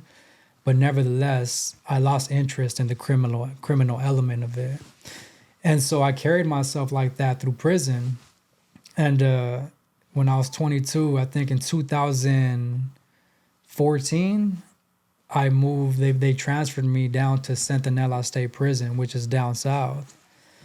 And that was actually a whole change in culture, right? Like in what form? Because high desert is like really dry, nothing going on. Centinella, it's out of control. It's almost out of control, right? It was a huge shift. And I won't get super into prison dynamics, and everybody should know why. So I won't give up details as to like the operations of internal prison operations. But you tell me about you. Yeah, but for me, what I will say is that one of the things I got involved with was cell phones. I became like, I wouldn't say addicted. You're addicted. Well, you can actually say I was addicted. Yeah, on everything you can say that, right? I mean, they got courses for this shit now, like cell phone addiction while in prison. Really? Yeah, they got. What? Yeah. I never knew that. Yeah, but like for people trying to parole and they got all these cell phones on their jacket, you take that course and you show them like, hey, I'm rehabilitated from my cell phone addiction. You're kidding. I swear. Yeah. I didn't know that. Yeah, because it's a thing, right? A phone. I mean, being addicted to a phone is super addicting, like in real life. And imagine in prison where it's like it takes you out of prison. Yeah. Right? So. Oh, wow. But yeah, it's that detrimental to when you go to board, that shit's almost worse than a stabbing now. You're kidding. I swear, they look at it like a cell phone is like worse than a stabbing. So they have these courses now where it's like, yeah, you can be rehabilitated from your cell phone addiction. But you're a cell phone. I was like, crazy. My thing was this. I was like, I'm never getting out, and I'm not going to get out through parole. If I get out, I'm going to get out by beating them in the system, like through the courts. So I was actually like, I utilized the cell phone for grander things, for right? your case. Research. Yeah, like I was subscribed to websites that were sending me like every published case. I was doing all my legal work on Google Notes. Really? I was communicating with people like, hey, I'm going to send this file to you, print it, send it to the court. I was doing everything from a cell phone, right? And it's a huge resource that you don't have in prison. Oh, wait, let me ask you this, because you came from a prison where there's like super dry, nothing's going on. You were super focused on your case and just getting your education, which is super important, everything in life, right? And then you go to Centinella, and now it's like a completely different prison. Wow. Everybody's like probably out of control. There's drugs, there's this, there's that, there's that. There's cell phones, but you're just getting caught up with the cell phone because did you get caught up for cell phones? Yeah, I got multiple cell phone writers. But you're all doing it just because it's for your own benefit. It's that, and I mean, there is a sense of addiction. Yeah. You know, it's. I mean, I could have used the dinosaur way and go to law library and barely find cases. But like, bro, it's no. not really efficient, and the cell phone provides a real easy remedy to pursue your case. Updated laws. Updated at that, right? And yeah, I get caught with one, and I'll get another one right away. Get caught with another one, get another one. Well, They're expensive. I was about to say that. I mean, I'm sure like now they're way more expensive than they were before, I think. Yeah, they're expensive as hell. Not that I know you guys. This is just what I hear, you know? They're expensive, but I was that guy that would figure it out, you know? Like I would figure it out, and I would get myself one. What would you say was the craziest thing you experienced there? I don't mean like stabbings, like anything that was like kind of crazy for you. You know what I'm saying? Maybe whatever was crazy that stood out for you that was like, man, that shit was fucking crazy. Something that was crazy is that I actually got stabbed once. You're kidding. Yeah. I did something. In Centinella? No, this was at a different prison. Okay. But that's probably the crazy. I mean, I've seen all kinds of crazy stuff happen on the yard, right? The things you typically hear of, like prison killings and things like that. But I never thought I would find myself on this end of the scenario, right? But I did. And what's crazy about it is not the act of getting stabbed itself. It's more so the mental anguish that comes before, like leading up to that. But again, being who I was already like, I would rather die than give up who I am as a person. Like, this is all I have left is myself, right? I'm not rolling it up. So I would never go out like that. And a lot of people, they can't take that mental anguish, so they go that route. For myself, it was a matter of just self-pride. Like I would never be able to look myself in the mirror. So I actually faced my issues head on, cleared up my issue, but it turns out that as a form of consequence, you know, I had something coming. Ooh. And so I got stabbed and stood strong through it and came out on top of it at the end of it all, right? Where did you get stabbed at? It's just because it was not intended to kill Got me. it. It was more so like my shoulders. Oh, okay, and just so you could survive what you hit so it. I don't die, right? Yeah. And then you pat yourself up, you know? It wasn't something like, Oh, wait, so you didn't go to the doctors? No. You really patted yourself up? Yeah, pat yourself up. Oh, wow. So that's just crazy. Like once it happens. That's pretty intense. I've never heard that before. No, yeah, that's what happened with me. And patch myself up because I'm remembering this shit, right? I'm sorry. Yeah. No, it doesn't. No, I'm sorry that you're remembering. Like, Yeah, I don't want to bring back trauma, It doesn't affect me at all, right? Like actually, it's almost like it's a testament to my character is the way I see it, because I've gone through so much shit and came out on top of it. And when I experienced more hardship, like life endangering hardship, and got through it the way I always said I would get through it, that means something to me. You know, it's like you are who you say you are. Everybody could be like, oh, no, I would do this, I would do that. Like, yeah, for okay. But until you're faced with the life sentence, until you're faced with death, until you're faced with all this, you don't know who you really are. I agree. You don't know who anyone is until they face hardship, and like you got to be tested. And so for me, I was like, I came out and I don't feel trauma from it. I feel more so like vindicated. Like I am who I say I am. It's more like a self kind of thing. Yeah, it's like a self-pride, ego kind of thing, and not in a negative way, right? No. It's a story behind who you are as a person. But that happened more so like right before, like probably like a year before I got out. Oh my God, how Yeah. scary! But you didn't know you were gonna get out. I didn't. No. Okay, so I was like, man, that's even Yeah. worse. So I was in centinella doing my thing with cell phones, educating myself, and the crazy part is I wasn't pursuing like what's it called? How can I explain this? Formal academic success. So I wasn't actually going to college. I wasn't like trying to get all these degrees and all that. It was all self-taught, right? I wasn't going to rehabilitative programs. If anything, I wasn't the most exemplary inmate. Like I wasn't that guy. I was more so like still doing what I was doing for the culture, but I was educating myself. Like I was really yourself, yeah. Yeah, and I was serious about it. I valued education. I started to see how the power of the pen is like a lot stronger than even 100,000 men. I told myself a long time That's ago. a fact right there. Yeah, like I told myself a long time ago that I could have 1 million men at my disposal, right? And they wouldn't be able to get me out of prison against the U.S. government. They wouldn't.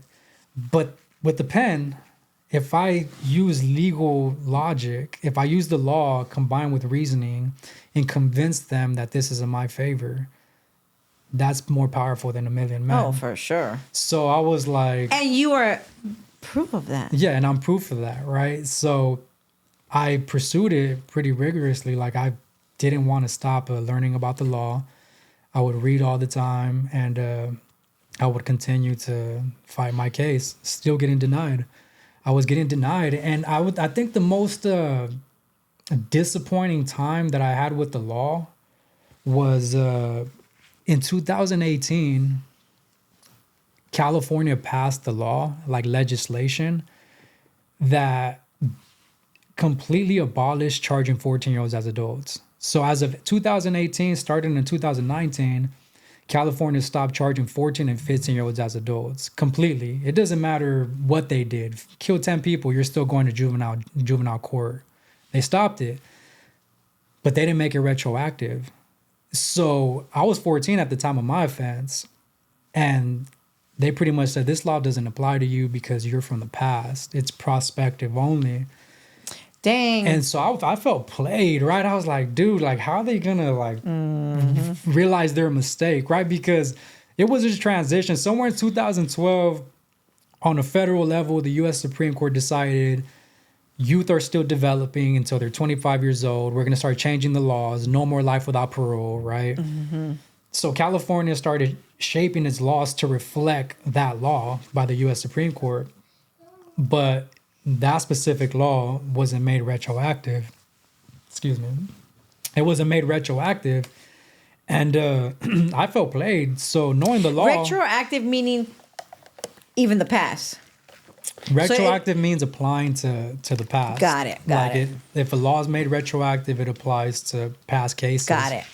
And in California, it's actually something that the courts, they assume the legislature didn't make it retroactive unless they explicitly said so. Got it. And 9 times out of 10, with huge changes like that, they don't make it retroactive. But I was like, you know what? I'm going to sue California, you know? I was like, I'm going to file a lawsuit claiming that it violates my constitutional right under the 14th Amendment to equal protection. Wow. So you sued California? I sued the attorney general because you can't really sue the state. They have immunity, but you could sue the attorney general who's responsible for enforcing California laws. Oh, right? Wow. And so I sued the attorney general, which was Xavier Becerra at the time. And the lawsuit actually gained traction, right? My argument was that failing to apply that law to the past violates the equal protection of the laws, which is a constitutional right. And the judge ended up denying it, but the federal court of appeals felt that there was enough there to appoint me an attorney. So they gave me this prestigious law firm. They appointed it to my case. And so the legal battle went on, and again, these are the small little success windows that I was like, I'm getting somewhere, like I'm gonna get like it's out. making you feel like okay, there's hope. And at this point in my life, I think I was from 22. I stayed in Centinella until I was like 28.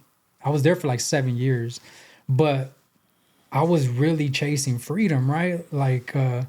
And not a lot of people pursue it the way I was pursuing it. So a lot of people would look at it like you're chasing a dream. Like people don't get out from life sentences. Like, bro, just let me fucking chase that shit.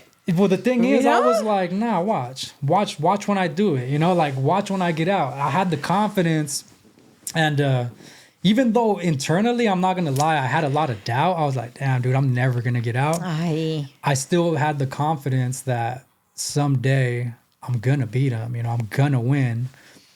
And after that law passed, but they didn't make it retroactive, I was like, okay, now I'm really feeling like something's gonna eventually give. But yeah, people were looking at it like I was chasing a dream, but the perseverance in me was just to the roof. It was to the roof, I was like, nah.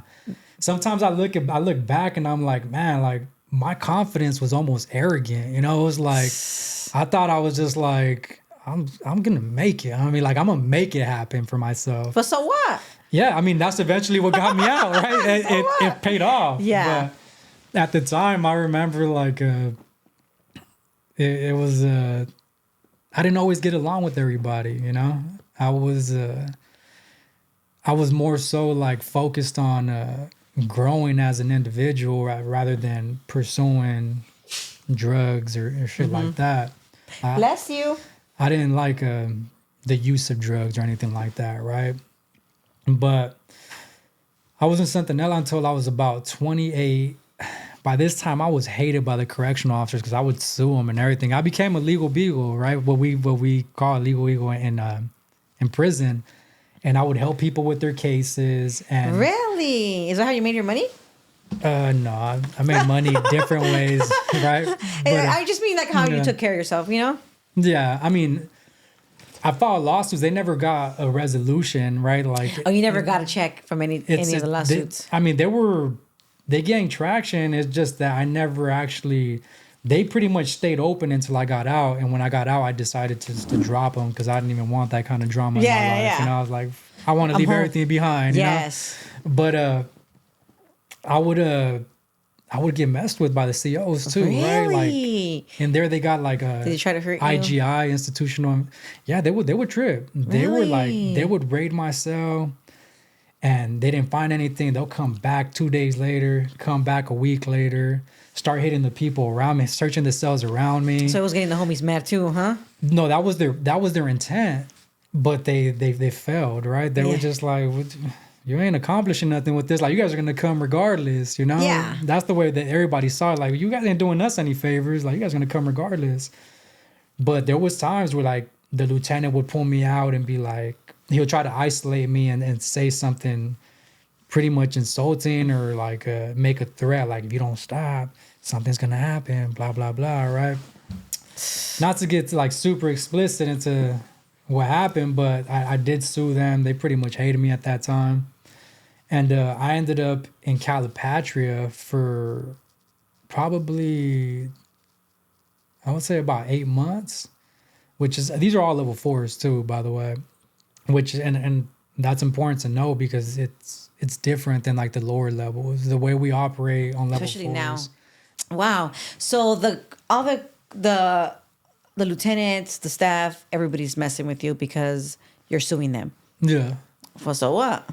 I mean, paperwork, that's how you get to people. You can take off on them. They won't be that as mad as they are with the paperwork, That's nothing. Yeah, so they hated me. So what happened? Nothing. I ended up being transferred to a different prison. And then I finally ended up in Kern Valley State Prison. Which is back to a 180. Centinella's a 270. I ended up going back to a 180 because of my write-ups. And I was in Kern Valley State Prison. that prison was cool. It was chill, man. Like the environment. I think the environment on 180 yards, it's because there's a lot more maturity that's being exercised. It's a much better environment when you want to conduct yourself as a grown man, right? As opposed to like childish behavior. And you still worked out. You worked out through all your prison years. Yeah. Oh, okay. Just gotta make sure you worked out, you know? Absolutely. I mean, I think that's not only like a physical appearance It's more thing, mental. it's a mental thing, right? Like if you have the discipline to work out and then like delay gratification when it comes to your meals. I mean, to get into details with that, I was so disciplined that I'll have a certain window to eat, or I'll fast for like 8 hours and then eat, give myself a 3-hour window. It was I was like obsessed with nutrition in there. I was doing handstand push-ups without the wall. I was doing push-ups on my hands without the You're wall. the show-off inmate, huh? So that's what they would say, right? Like when I would do it on the yard, people would be like, show off. And I'd be like, bro, you know how hard this was to learn? Like how much strength it took me. And I'm pretty sure somebody is going to see this, that saw me doing that. And they'll be like, he's not lying. There's going to be a lot of people that reach out that you did time with probably as well. Yeah, I'm sure. Which is good. You know, sometimes you need a little high from a longtime friend, you know? Yeah, absolutely. So you go to Kern Valley. It was pretty chill there. I mean, normal, right? You're still doing your legal stuff. Obviously, you're fighting your case. Yeah. You're doing you. Yeah. What happens? So I'm still involved with phones and shit. Oh, because you love the phones. Yeah, it's a resource, right? But at this point, I've already I was disciplined enough to know, because if you get caught with the phone, it looks bad, right? And then they do all kinds of stuff with the phone, like forensic examinations, and they extract all this data from the phone. They do a lot with it. And I understood that. So I was already disciplined enough to not have a phone during the day and only use it like certain hours. And that would work out for me, right? I would use it at nighttime before I would crash out, before I went to sleep.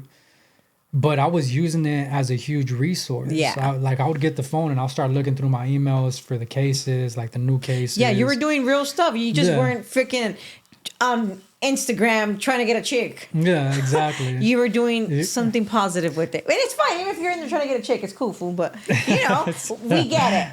Exactly.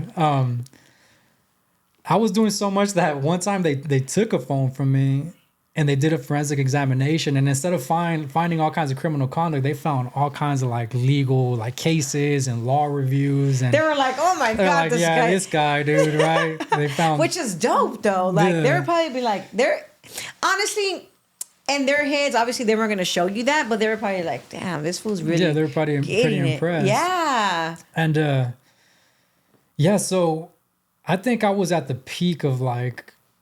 While I was in prison, I was at the peak once I got to Kern Valley of my level of intelligence, right? Because you're already down almost like 20. I was already down. By the time I got to Kern Valley, I was down 15 years. Yeah, already. that's like... I was 29, 30. I think I got there when I was 29, turned 30 there. I'm 32 right now. But wow. Yeah, so I was 29 when I got there. I was like at the peak of like my level of intelligence and my understanding of the law. So much You're so, a bad mother effer. Yeah, like so much so, like I was talking to attorneys like on their level and pretty much educating them on the law, and they were impressed. Like even the lawsuits, one judge, because we have conferences over when you're negotiating in a lawsuit, the judge was like, "Hey man, who wrote your lawsuit?" And I was like, "I did," and he's like, "That's the most impressive lawsuit I've ever seen a prisoner write." Wow. Right? Wow. So, hey, that's dope. Yeah, it was great. I know it's like a terrible situation, but like that's dope. Like it was like now you're sitting back because that's like I don't even have words for it, bro. Like you really got yourself out and you're smart, super smart, and you put all the effort and all the work. And even though you were gone since you were such a young man, it's like, bro, you're here and you did that. And I know probably for the people that lost, they're probably like, no, but it's like you still did so much and you're not that person anymore. Exactly. And it's unfortunate. I am sorry that I want to cry, It's but I'm okay. like, Like, I'm about to get even more emotional with you. It's like I get it. I know why you're emotional. It really sucks leaving a lot of these people behind. Like, I made some really good close friends. There's good people in there, you know. They're just financially disadvantaged. We come from a culture where we're financially disadvantaged, and as a result of that, we don't acquire the education that we should have. We don't acquire even a basic high school education. And when you go to prison, they throw you, it's like throwing somebody in the deep end of the ocean and telling you either swim, figure it out, or die. Right? And the majority of the people in there just die. Like internally, not physically, obviously they're not dead, but internally they die. They just turn to drugs. They turn into zombies in there. And it's because they just never had it. They never had enough education to pursue. Or some are just so afraid. And some of them are afraid. Or just don't know. Like, they want to escape their reality. And again, I don't know, going back to what I said earlier, I don't know what made me this way. I don't know if it was genetics, if it was hereditary, because I come from an immigrant and a mother who's a criminal, right? I don't know why I went this way. I just know that I did. Yeah. And it's interesting, but I mean, I'm super grateful that I did, and I'm proud of who I am. But it is saddening to have left a lot of people behind, and it's unfortunate. I meant completely different. Like, I meant like, well, that too, right? But like, to the people that they lost the family because of you. Oh yeah, absolutely. You know, they were like, man, we don't have our family and this guy's out here. But you put in the work for it. Yeah, absolutely. You know, like you did all those years still and you were only 14 years old. So you know, it's like, oh, we need justice. They got justice. How much more do they want? Yes, I did. Not like that, you guys. And, you know, Yeah, I don't course. mean it that way. But you get what I'm saying? Like, you were 14 years old and you're not that person anymore. Yeah. And in Kern Valley, I actually did start doing a lot of trauma work, right? I started going to rehabilitative programs. I started doing a lot of work on myself, because not only like intelligence like academics was part of something that I valued, but I also wanted to understand myself. And I didn't at the time. Even at 28, 29 years old, I started questioning, like, why was I so hardcore? I mean, I just explained a lot of that now, but that's because I've done the work, right? Like at that time, I was like, why was I this level of a gang member as opposed to the mellow one? And I started taking rehabilitative programs that kind of broke it down for me. And I was able to identify that I come from a traumatic childhood. I was able to identify that my gang involvement stems from my childhood, right? And it's a common theme. Yeah. Almost all the homies, everybody who's involved in a gang comes from a broken childhood. And I started to identify these things, and I started writing this stuff down too, right? Like, because when you write it down, you're able to understand it better. You're able to keep the thoughts I'm better. a writer. Yeah, so you know. And I started seeing that the reason I was so hardcore is because that gave me more love. Like it made them. It gave you the love that you needed, for sure. Yeah, it made them embrace me even more by being more criminal. Like by shooting at stuff, by shooting at people, by killing people, by having guns, by being the first to get off when it's fighting. All that made my my gang and my homeboys embrace me even more. And it became who I was. It's like my reputation is who I was. Even at 28? Once you were... But by the time I was 28, I was already like... None of that matters. Like, yeah, I may be Pecas from Paradise Hills, but I don't care about anything from my childhood. I don't care about any of the criminal elements. I completely lost interest, and it happened organically. As it should, I feel. That's why I'm actually a huge advocate for education as a means to reform, because it's never worked to tell a youngster like, oh, you're gonna end up in jail, or you're gonna die. 9 times out of 10, they're gonna be like, that's the plan, bro. You know, like that's kind of the plan. Like I get it. My homeboys told me that when I came in, right? But if you do it in a subtle manner where it's like you want to be a gang member, be the best gang member you could be, but get an education. Like pursue opening a business. Because it'll change you. It changes you organically, naturally. You don't even make the conscious decision. You just change on a self-conscious, like a subconscious level. And so I'm a huge advocate for that line of work. But so yeah, at 28, I had no interest in the criminal elements of the lifestyle. And really, my world revolved around prison. Like, all I cared about was going on in my world. Of course. As you should, though, because that's all that really matters. That's where you're at. Exactly. And, it was... I did a lot of work on myself in Kern Valley. I identified, like, the causative factors to my gang involvement. And I was actually able to help others around me, too, be able to identify similar things like trauma work, right? Yeah. I think we become better people when we understand ourselves. And most of us in the gang culture don't understand ourselves. All we know is what was instilled in us. And we don't know much more than that. You know, we're just like, all I know, dog, is that I'm supposed to be the hardest motherfucker. Like, the thing is, we come from a culture where testosterons are at its highest. There's like battle of testosterons, you know, like everybody's the hardest guy around. Nobody's going to tolerate disrespect, or nobody's going to tolerate this. So when you start helping people understand that that's all trauma responses, people can actually conduct themselves a little bit better. And, not only conduct themselves better, but lose the insecurity of, oh, that's going to make me look weak, or that's going to make me look like this. Oh, like that little ego. Yeah, because I think that the biggest hindrance to reform, like to transitioning out of that mindset, is the insecurity of looking like a coward. Yeah. That's the biggest hindrance. Like, that's what's going to hinder you from changing. But when you understand that this is all trauma related, then you can actually make those changes. And if somebody has something to say about it, you don't feel negative. You don't feel like a coward. You're like...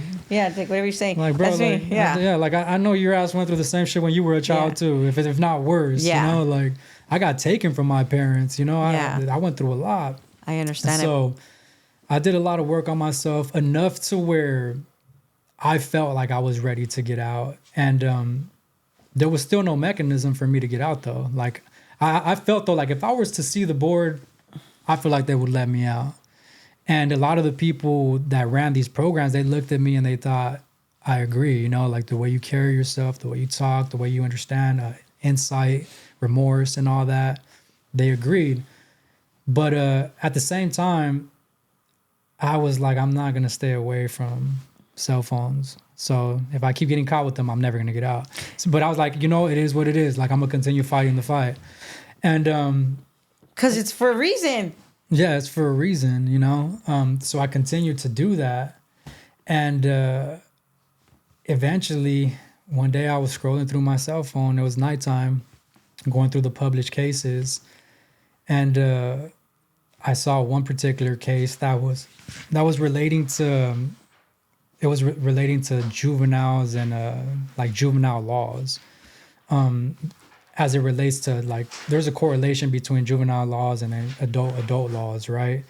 Transfer hearings and all that. And so it kind of just labeled it that.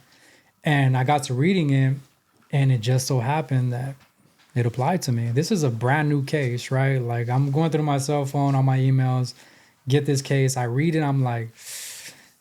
it sounds like it's gonna get me out. But let me reread it, right? I reread it like 10 times, and I'm like, my jaw dropped out. I'm gonna get out. Like, this applies to me so perfectly that they can't even fight me. Like, there's no way they could fight me. They have to let me out based on this case. And I understood that. So I got out my family. One of my aunts, my tia, she's really successful in the real estate business. Like, she's someone in that world.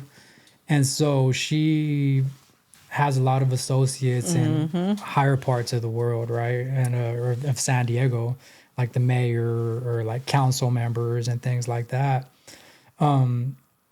So after I told her like my story and everything, like what I'm fighting for, she decided she would reach out to some of these people that she knew and ask them like, hey, look, this is his fight. This is what he has. Do you guys know of any attorneys that would help him out? And fortunately, one of the council members, shout out to that guy.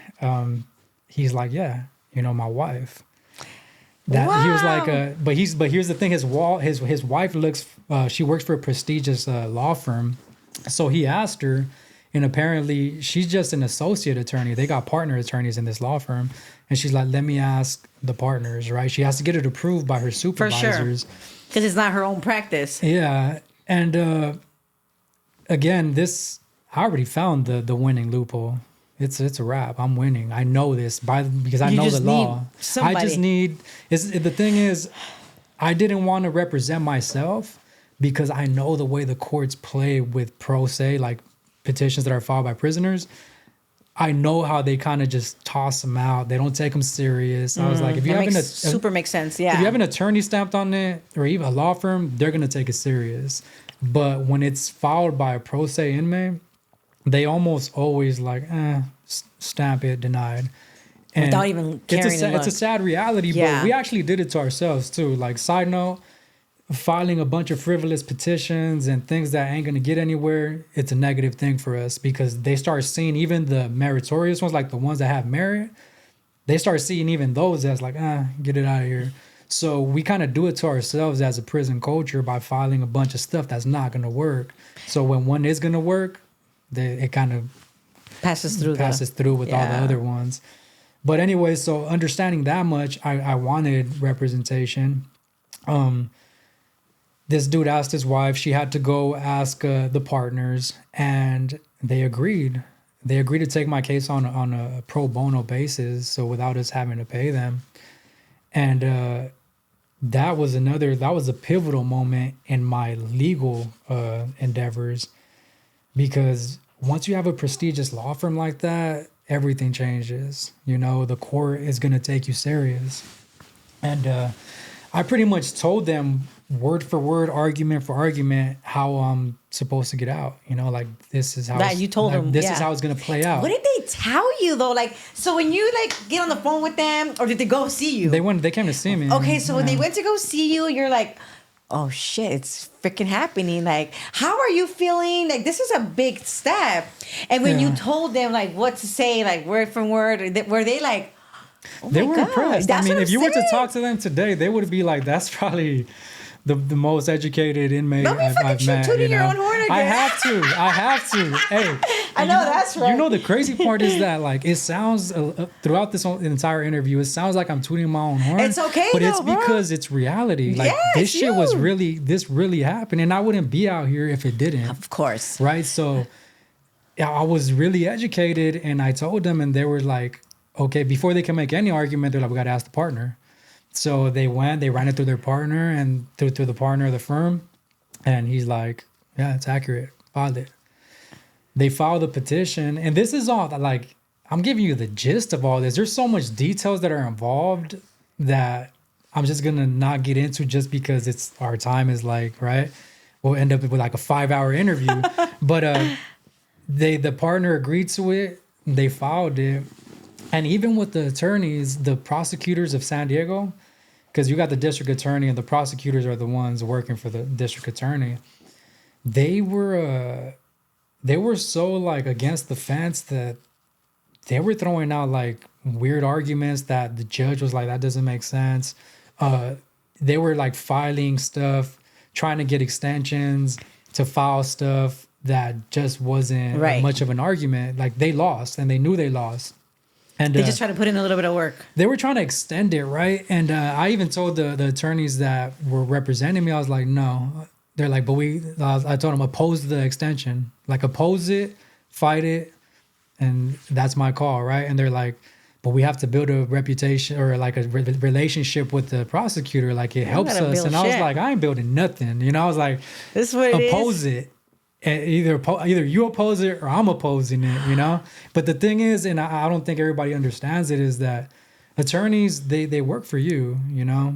And in that case, while I understood their perspective, they also understood mine. And it ended up paying off because they ended like, all right, we're going to oppose it. And they had to get that approved again by the partner. And the partner was like, that's not common. Like, we don't oppose extensions, you know? Well, we're going to oppose them, yeah. Yeah, like, but we're going to oppose them this time. So... Because they're not used to it. They're not used to it. They like to build relationships where they can exchange deals. Nah, and I was like... building shit right I now. told them, I was like, we got the full weight of the law on our side. Like, we won. And one time I talked to the partner, too. Like, he showed up at one of my courts. And he was like... They're probably, like, interested to see how you look and everything. Yeah, for sure, you know? And he was like... he's like, one thing I want to tell you, man, he's like, because I don't want you to be disappointed, is that the law, it doesn't always work the way it's supposed to. Like, you can have everything on your side. You're supposed to win. Like, it's your case. You won. And it still won't work out in your favor. And he's like, that's just the disappointing nature of the law, just the way it is. And that hit home for me. But at the same time, I was like, nah, this is a win. Like, there's no way we're losing this. If they were to reject it, I was like, then I'm coming back on appeal. There's no way I'm losing this one. Yeah. Because at this point, we're filing this petition at the lowest court, which is the Superior Court. The next step, we got to take it up. Yeah, if we lose, then I'll go to appeal.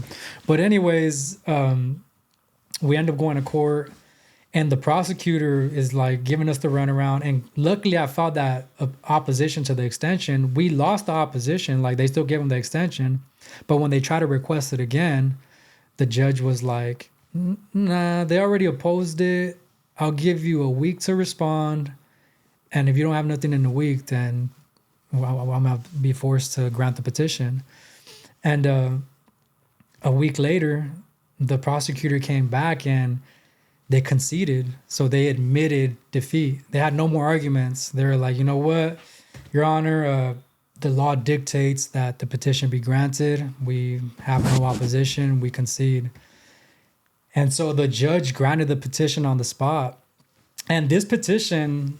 just to get into some details about the legal loophole, it had nothing to do with guilt or innocence. I was still found guilty. That never changed.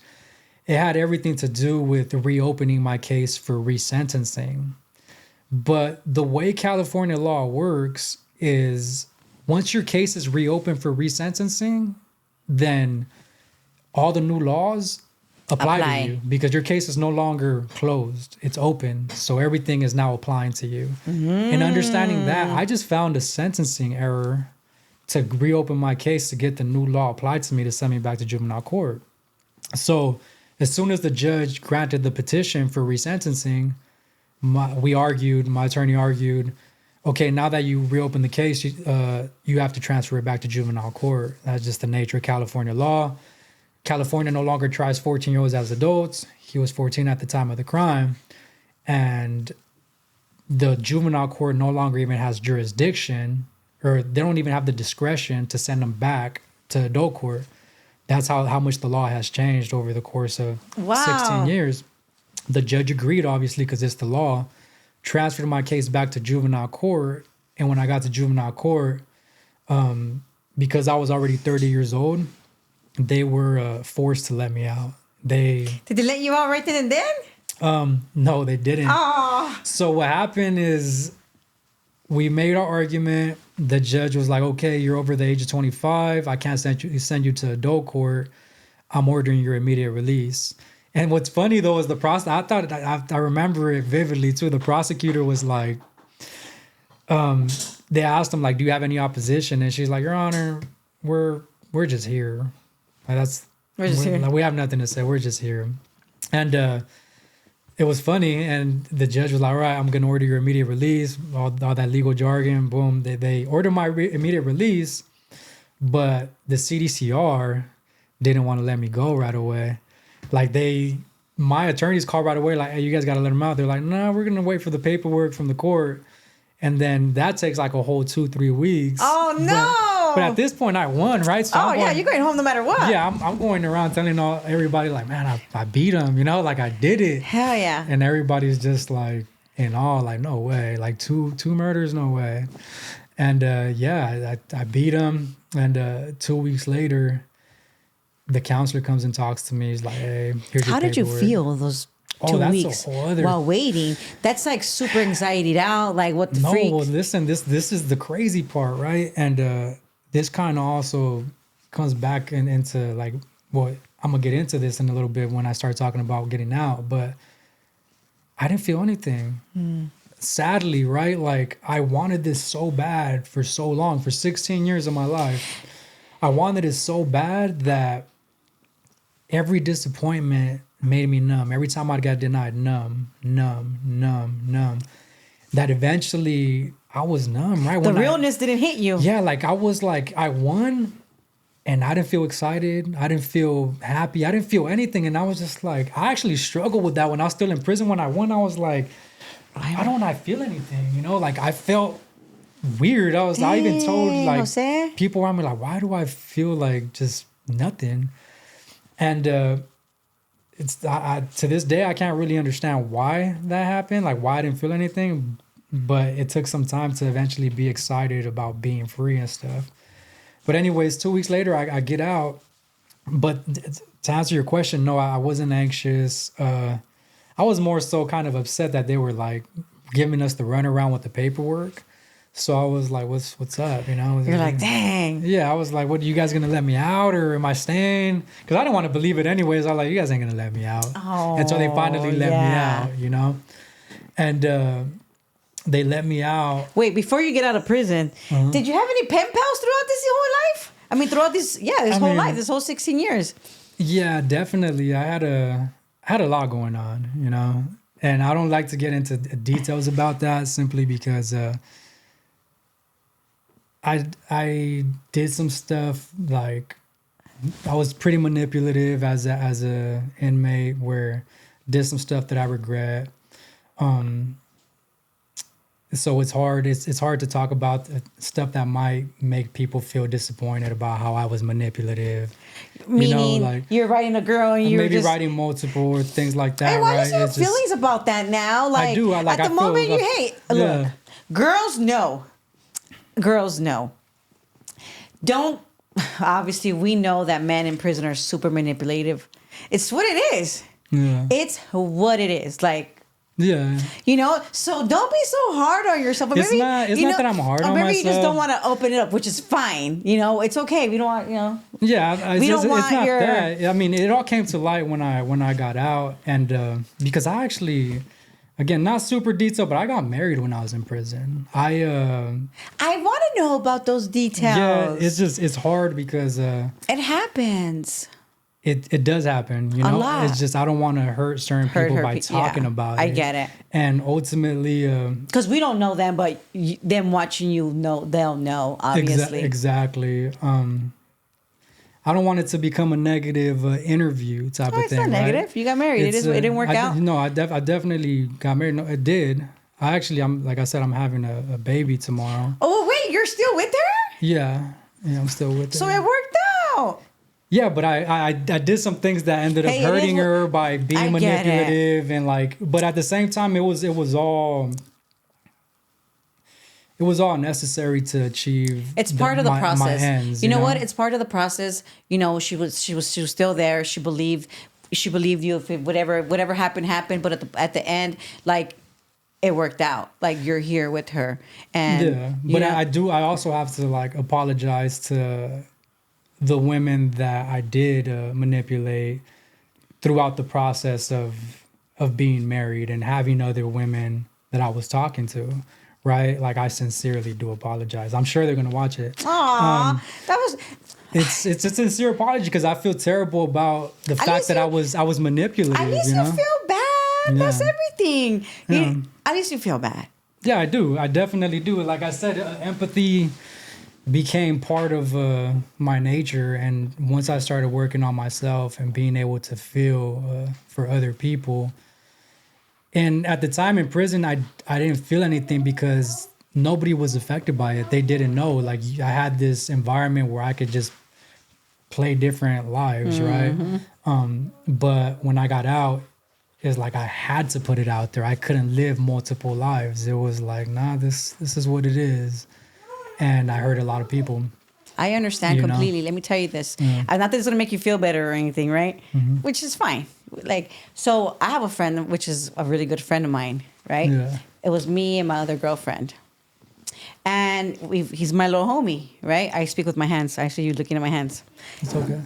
Sure, but this is a fun little fact. Before, when I used to get pulled over all the time, I would make sure I tell the cop I speak with my hands. So I'm going to be moving my hands. I've always been that way. So me and my friend were there for him many, many years. We were just writing for him. You know, writing to him. He was like my little brother, right? And then one day we just don't hear from him. We thought like he was like lost on drugs. This fool gets married. Oh, okay. And he just disappears. Yeah. And so not long ago, they got a divorce. He got out. We never heard from him. We thought he was like in the streets on drugs. We didn't know where he was at, right? And he said, you know, I'm really, really sorry. I'm really sorry that I just didn't reach out to you anymore. And I hurt you as my friend. You know, you and Stephanie were there for me throughout all of these years. And I wanted to come home and be with my, you know, I got married and I wanted to make my relationship work. You know, he didn't have a mom. He doesn't have a mom. He lost his grandma. He doesn't have anybody. So me as a friend, now I understand him. Like, I understand, like, you wanted to make your life and you didn't have anybody else. Yeah. So I get it. Now he's getting married. I'm going to be his best woman. Like, you know what I'm saying? I'm going to be his best woman. She's my friend. And it's like, you see, all you had to do was just be open. But in your situation, it's probably different, right? But I still felt like the hurt pain, like that hurt that you speak about right now, you know? And, yeah, I mean, people have a huge part in your life. And when you do something to damage it, I associate it with trauma too, you know, like you inflict trauma on them and then you kind of inflict trauma on yourself by having to deal with the consequences of what you did. And even though like I was married and I was doing the whole marriage thing, there was other women in my life that were pivotal in my success of getting out, you know, and they were pivotal because they were there for me 100%. They were like, if I said, hey, do this, follow this, do that, they would do it. Mm-hmm. So sadly, it was a means to an end for me, but nevertheless, I greatly appreciate them, and they know who they are, you know. I'm having a daughter now too, so tomorrow. You guys, yeah. Well, this is gonna drop this weekend, most likely. Okay. So your baby girl will be here. Yeah, she'll be here by the time you're watching this. Yes. So you got out, right? Mm-hmm. What happened when you got out? You've been out for like 2 years? I've been out a year and like 7 months. So May of 2023. Okay. So I've been out a year and some change.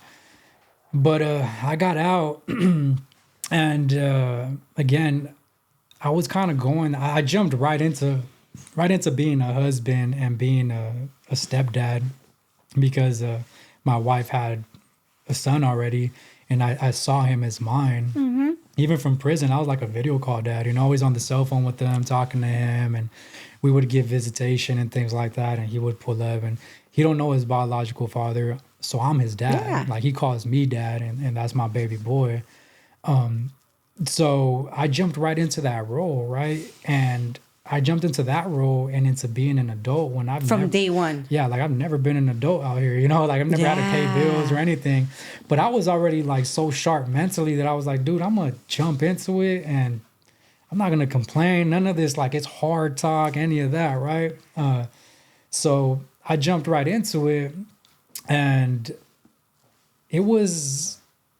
I would say it was, I did it in stride. Like I was able to jump into a career. I started tattooing right away. Like a month out, I started tattooing professionally. Oh, good for you. So he tattoos, guys. Yeah, I tattoo.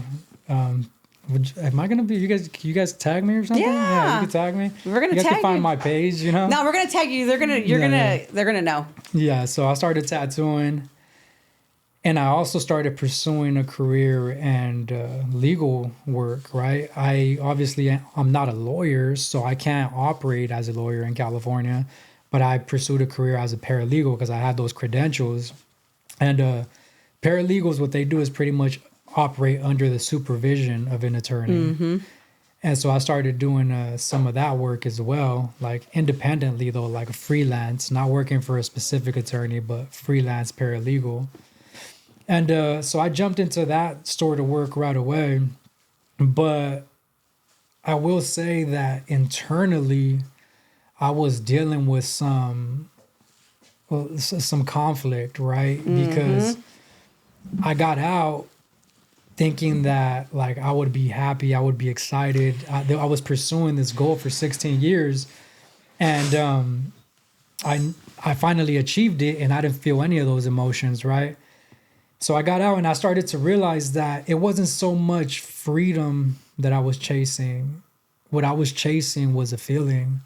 I was chasing what I felt like when I was younger, and I had all my boys there. I had this brotherhood. I had all these people embracing me, and I had people who wanted to see me and things like that.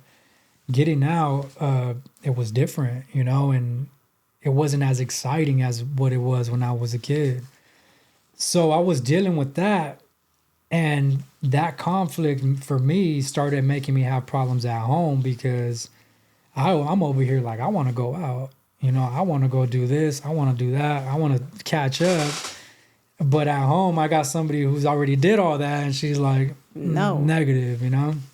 And so there was a lot of conflict there and a lot of strife, but eventually it all smoothed itself out.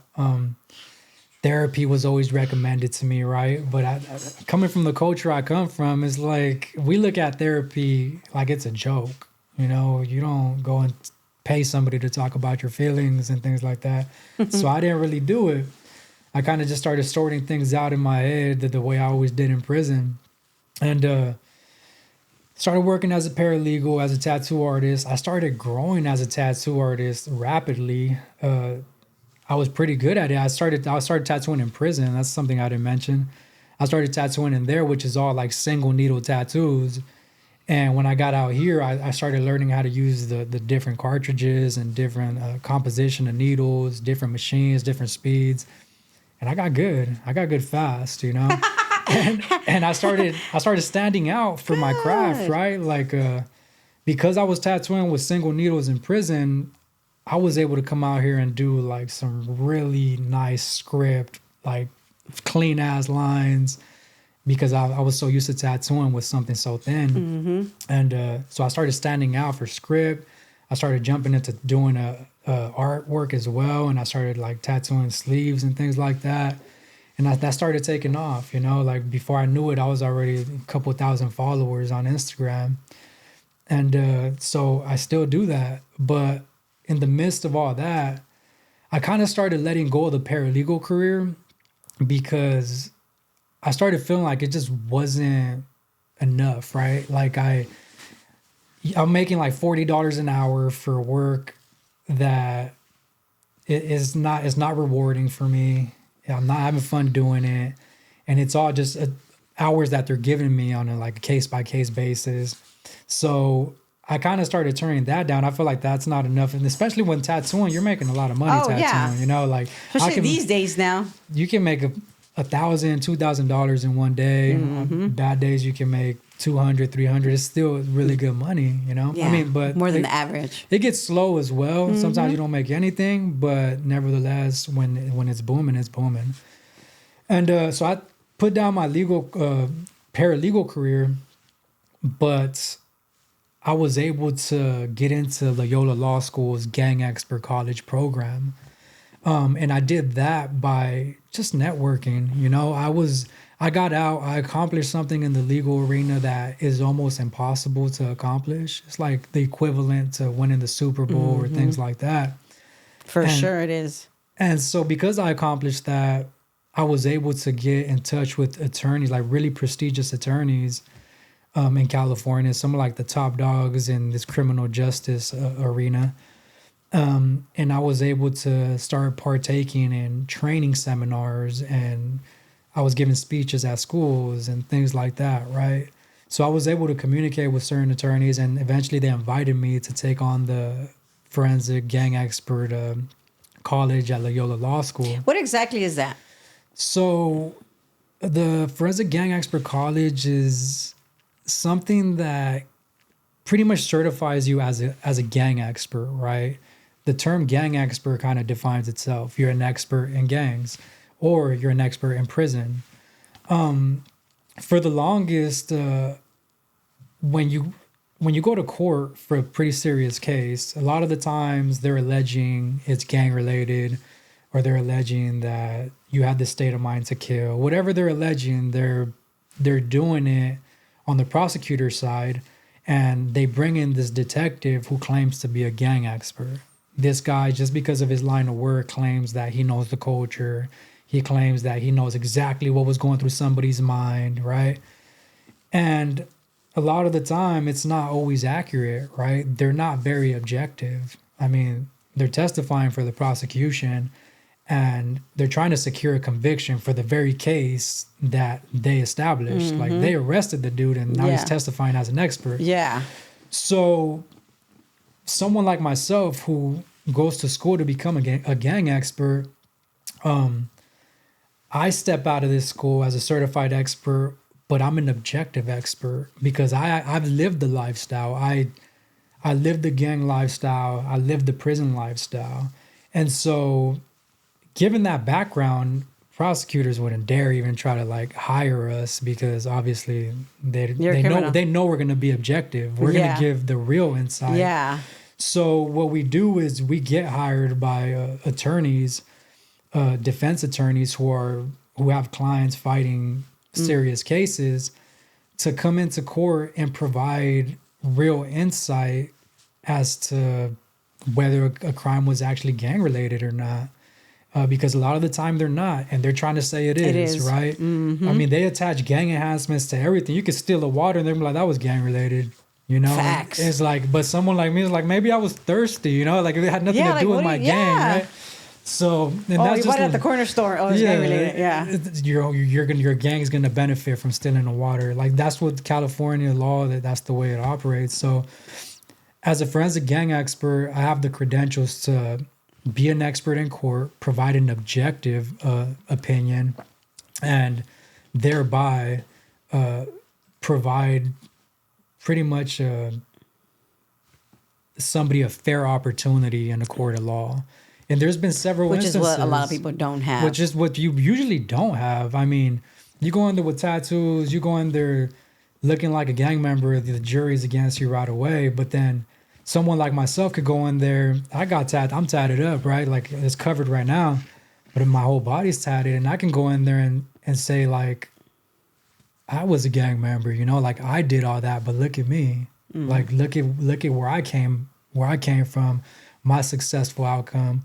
And so you can't really judge a book by its cover. And an example would be like there was a recent case where somebody was charged with a prison homicide, and the prosecutor's trying to say, oh, it was a hit. And then the defendant's saying like, no, it was self-defense, you know, like it was like, that's his argument.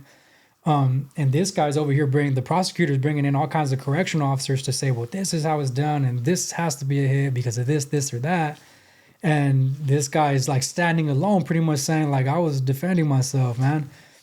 But then the attorney hires me to come and pretty much corroborate like, prison is a vicious environment. Like there's times where you got to defend yourself. A simple fist fight could result into something larger by defending yourself. Yes. That doesn't mean you have the state of mind to kill, because at the end of the day, murder is defined by the state of mind. It's malice.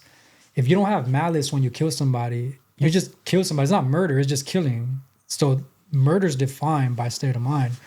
And so if they find that he didn't have the intent to kill, then he's not guilty of murder, which is what they charge him with. So he's saying self-defense. I can go in there, corroborate that it's self-defense, because, again, as an objective expert, I know what prison is like. I know how things can escalate fairly quickly. Mm-hmm. And these guys over here they're not saying that, you know? Yeah. So fortunately, the jury could see people like myself, because there is more of us as experts. There's a lot who've gone through similar backgrounds. Yeah, it's like a thing, huh? Right now, it's a thing right now. It's a fairly new area of law, And in that particular case, the guy got found not guilty. You know, he got found not guilty based on his own testimony and my expert opinion that this is prison culture. But had he not had anybody to corroborate his story, it's entirely possible that they would have threw the book at him. Yeah. You know, he would have just got another life sentence or whatever. But so that's kind of what that work entails, you know. And that's what you're doing right now as well. So now, after I graduated, it took a while to take off because it's like you're your own independent business. So you got to market yourself. But I ended up partnering with some guy who's already been established in that area for a while. And so now I work for an organization called Juvenile Justice Advocates of California. And we do gang expert work, but we also do like mentorship work. We mentor young youth, like 16, 17-year-olds and younger within juvenile halls in San Diego, LA, up and down California. That line of work pretty much entails me going in and facilitating. I go into the juvenile halls. I go into East Mesa. I go into Los Padrinos in LA. And I have certain clients that I facilitate a program with. And pretty much I just gauge their level of amenability, right? I also, by mentoring them, I also am able to gather an opinion as to whether they're amenable, because a lot of these guys are fighting cases where they're trying to send them to adult court, right? And I'm hired to pretty much gauge a person's amenability and see, like, is this guy able to change? So we keep him in juvenile court rather than send him to die in prison. And I would argue that 9 times out of 10, a child is capable of change. The young teenager is capable of change. And that's coming from somebody who was hardcore, fully entrenched, full-fledged. You're capable of change. Yeah. You know, it's just about putting them through the right resources. For sure. And so 9 times out of 10, children they're not in like a really corrupt case of irreparable corruption, right? Where they're just never going to change.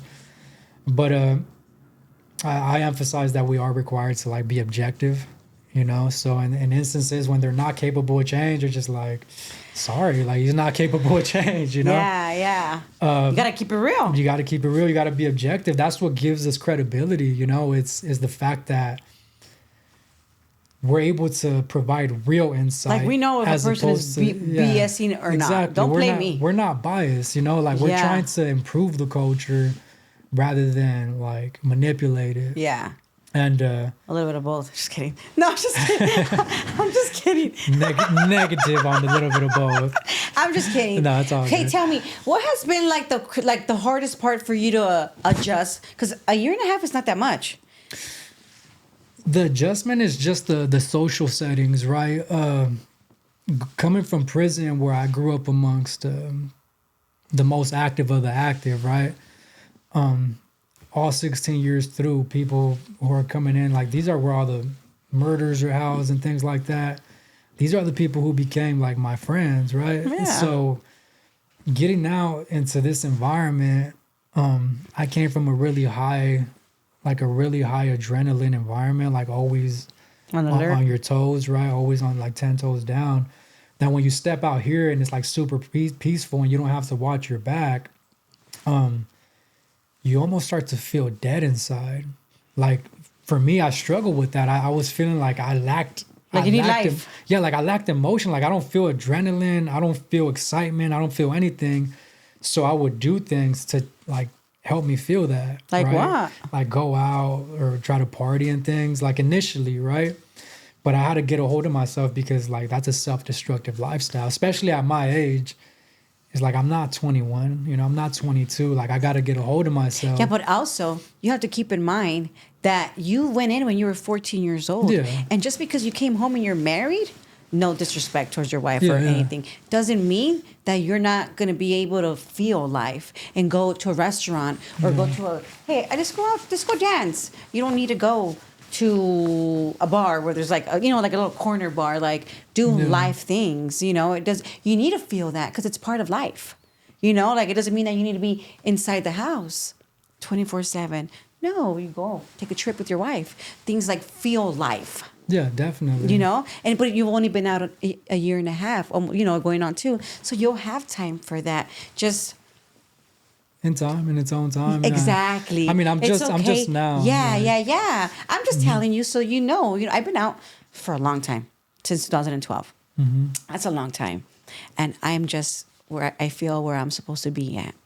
It's taken me all this time. Yeah, it takes a while. It definitely. It takes a long time. It takes a while. So don't be so harsh on yourself. You're doing great. Well, I'm able to, what I do appreciate is that I'm able to identify it, right? Instead of just being like lost, I do the self work to identify like what it is I'm feeling. And I would say that's just like post incarceration trauma, you know? Yeah. You spend so much time in a high adrenaline environment, like you can't really expect to feel normal when you step out and you don't have to like deal with all the same stuff. Yeah. And it's different. And I didn't come out into like a group of new friends. Like all my old friends, like the homies were, a lot of them are doing life or they changed their life or whatever the case. They're just not there. So it was very few that were still remaining, and they already lived their entire life. They're not trying to go do all the things I'm trying to do. So that was kind of difficult. Making new friends at this age is the easiest thing for me.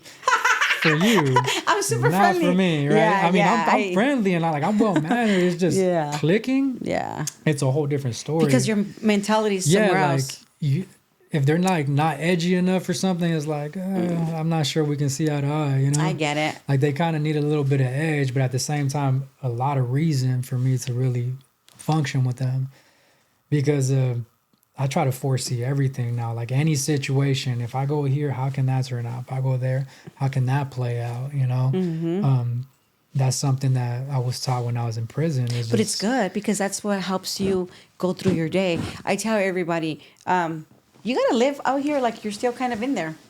Yeah. In a way. Yeah, you do. You know, so that you could continue to program right. You have to. You know. You have to remember what it's like too. You know, it's easy to forget what all your goals and aspirations were stepping out, but you have to, because if you don't, then that's the downfall. You know, I constantly remind myself. So I come from a life sentence. It's different. You know, no, for sure, and it's completely different. Statistically, I think it's been proven that you give somebody a life sentence and then eventually let them out, they'll do good. They do good. They do good unless they're addicts. Unless they're addicts, that's and it's like harder, obviously, part, you know. Right? Addicts, that's a whole different fight. That's a whole different mental like struggle. But most people that get out after having a life sentence, they do good. Yeah. If you give somebody 3 to 4 years, they get out turned up. You know, they think they're the hardest gang member alive. Yeah. Give them 20 years and see what happens. See what happens. You know. What do you still do in your daily routine that you when you're inside? I exercise. Oh, good. You know, it's a little different. I have to find time now, but I learned that I got to prioritize it. Whether it's at nighttime, 9, 10 at night, or it's in the morning at 10, 11 in the morning, whenever I have the time, I do it. Whereas in prison, it was all pretty timed, you know. It was all around the same time at a certain program. What else do I do that was from prison? How long did you take your shower shoes into the shower? Oh, I didn't do none of that. It wasn't. I know a lot of people say they do that, like this little trauma where they like do a lot of. They sit down when they use the restroom, or they take their shower shoes, put it outside the door with their shoes on top. Oh, you know what? One thing I still do, because I couldn't wrap my head around the culture out here, how they operate. It's so different. I wash my hat in the shower. Like I'll take it in there and I'll scrub it and I'll hang it and I'll dry it. Because I was asking at first, like, how does everybody wash their hats out here? Fools don't. They just throw them out. We don't wash our hats. I'm like, yeah, How many times have you washed that hat? That looks pretty new. This one, it's pretty new, but I washed it once. Really? It looks really good. Yeah, I scrub it. You're down. I mean, in prison, you definitely learn to stay clean, you know? Yeah. And that was, or like the way people, another thing somebody told me is like, oh yeah, we don't, was like, how do you wash your jeans? Because I noticed that if you wash your jeans, they lose that newness. Like they look beat up, and they're like, we don't wash our jeans. And I'm like, that's I can't do that. I just don't dry mine. You know, or that's an option, right? But I can't go without washing them. No. I have to. You gotta wear them like 3 times, and then you wash them when they're brand new. Yeah. Okay. Just so you know. Now I know. That's a tip. But I definitely gotta do Well, it. Jose, before we go, is there anything that you want to share that you haven't shared? That I haven't shared. Not off the top of my head, not right now. Okay. Well, thank you for coming. Thank you for sharing. I appreciate you opening up. Thank you for having me. And just stay sharp out there. That's all we could do. Stay sharp, right? Yeah. Don't forget to like, share, and subscribe, and follow us on Instagram.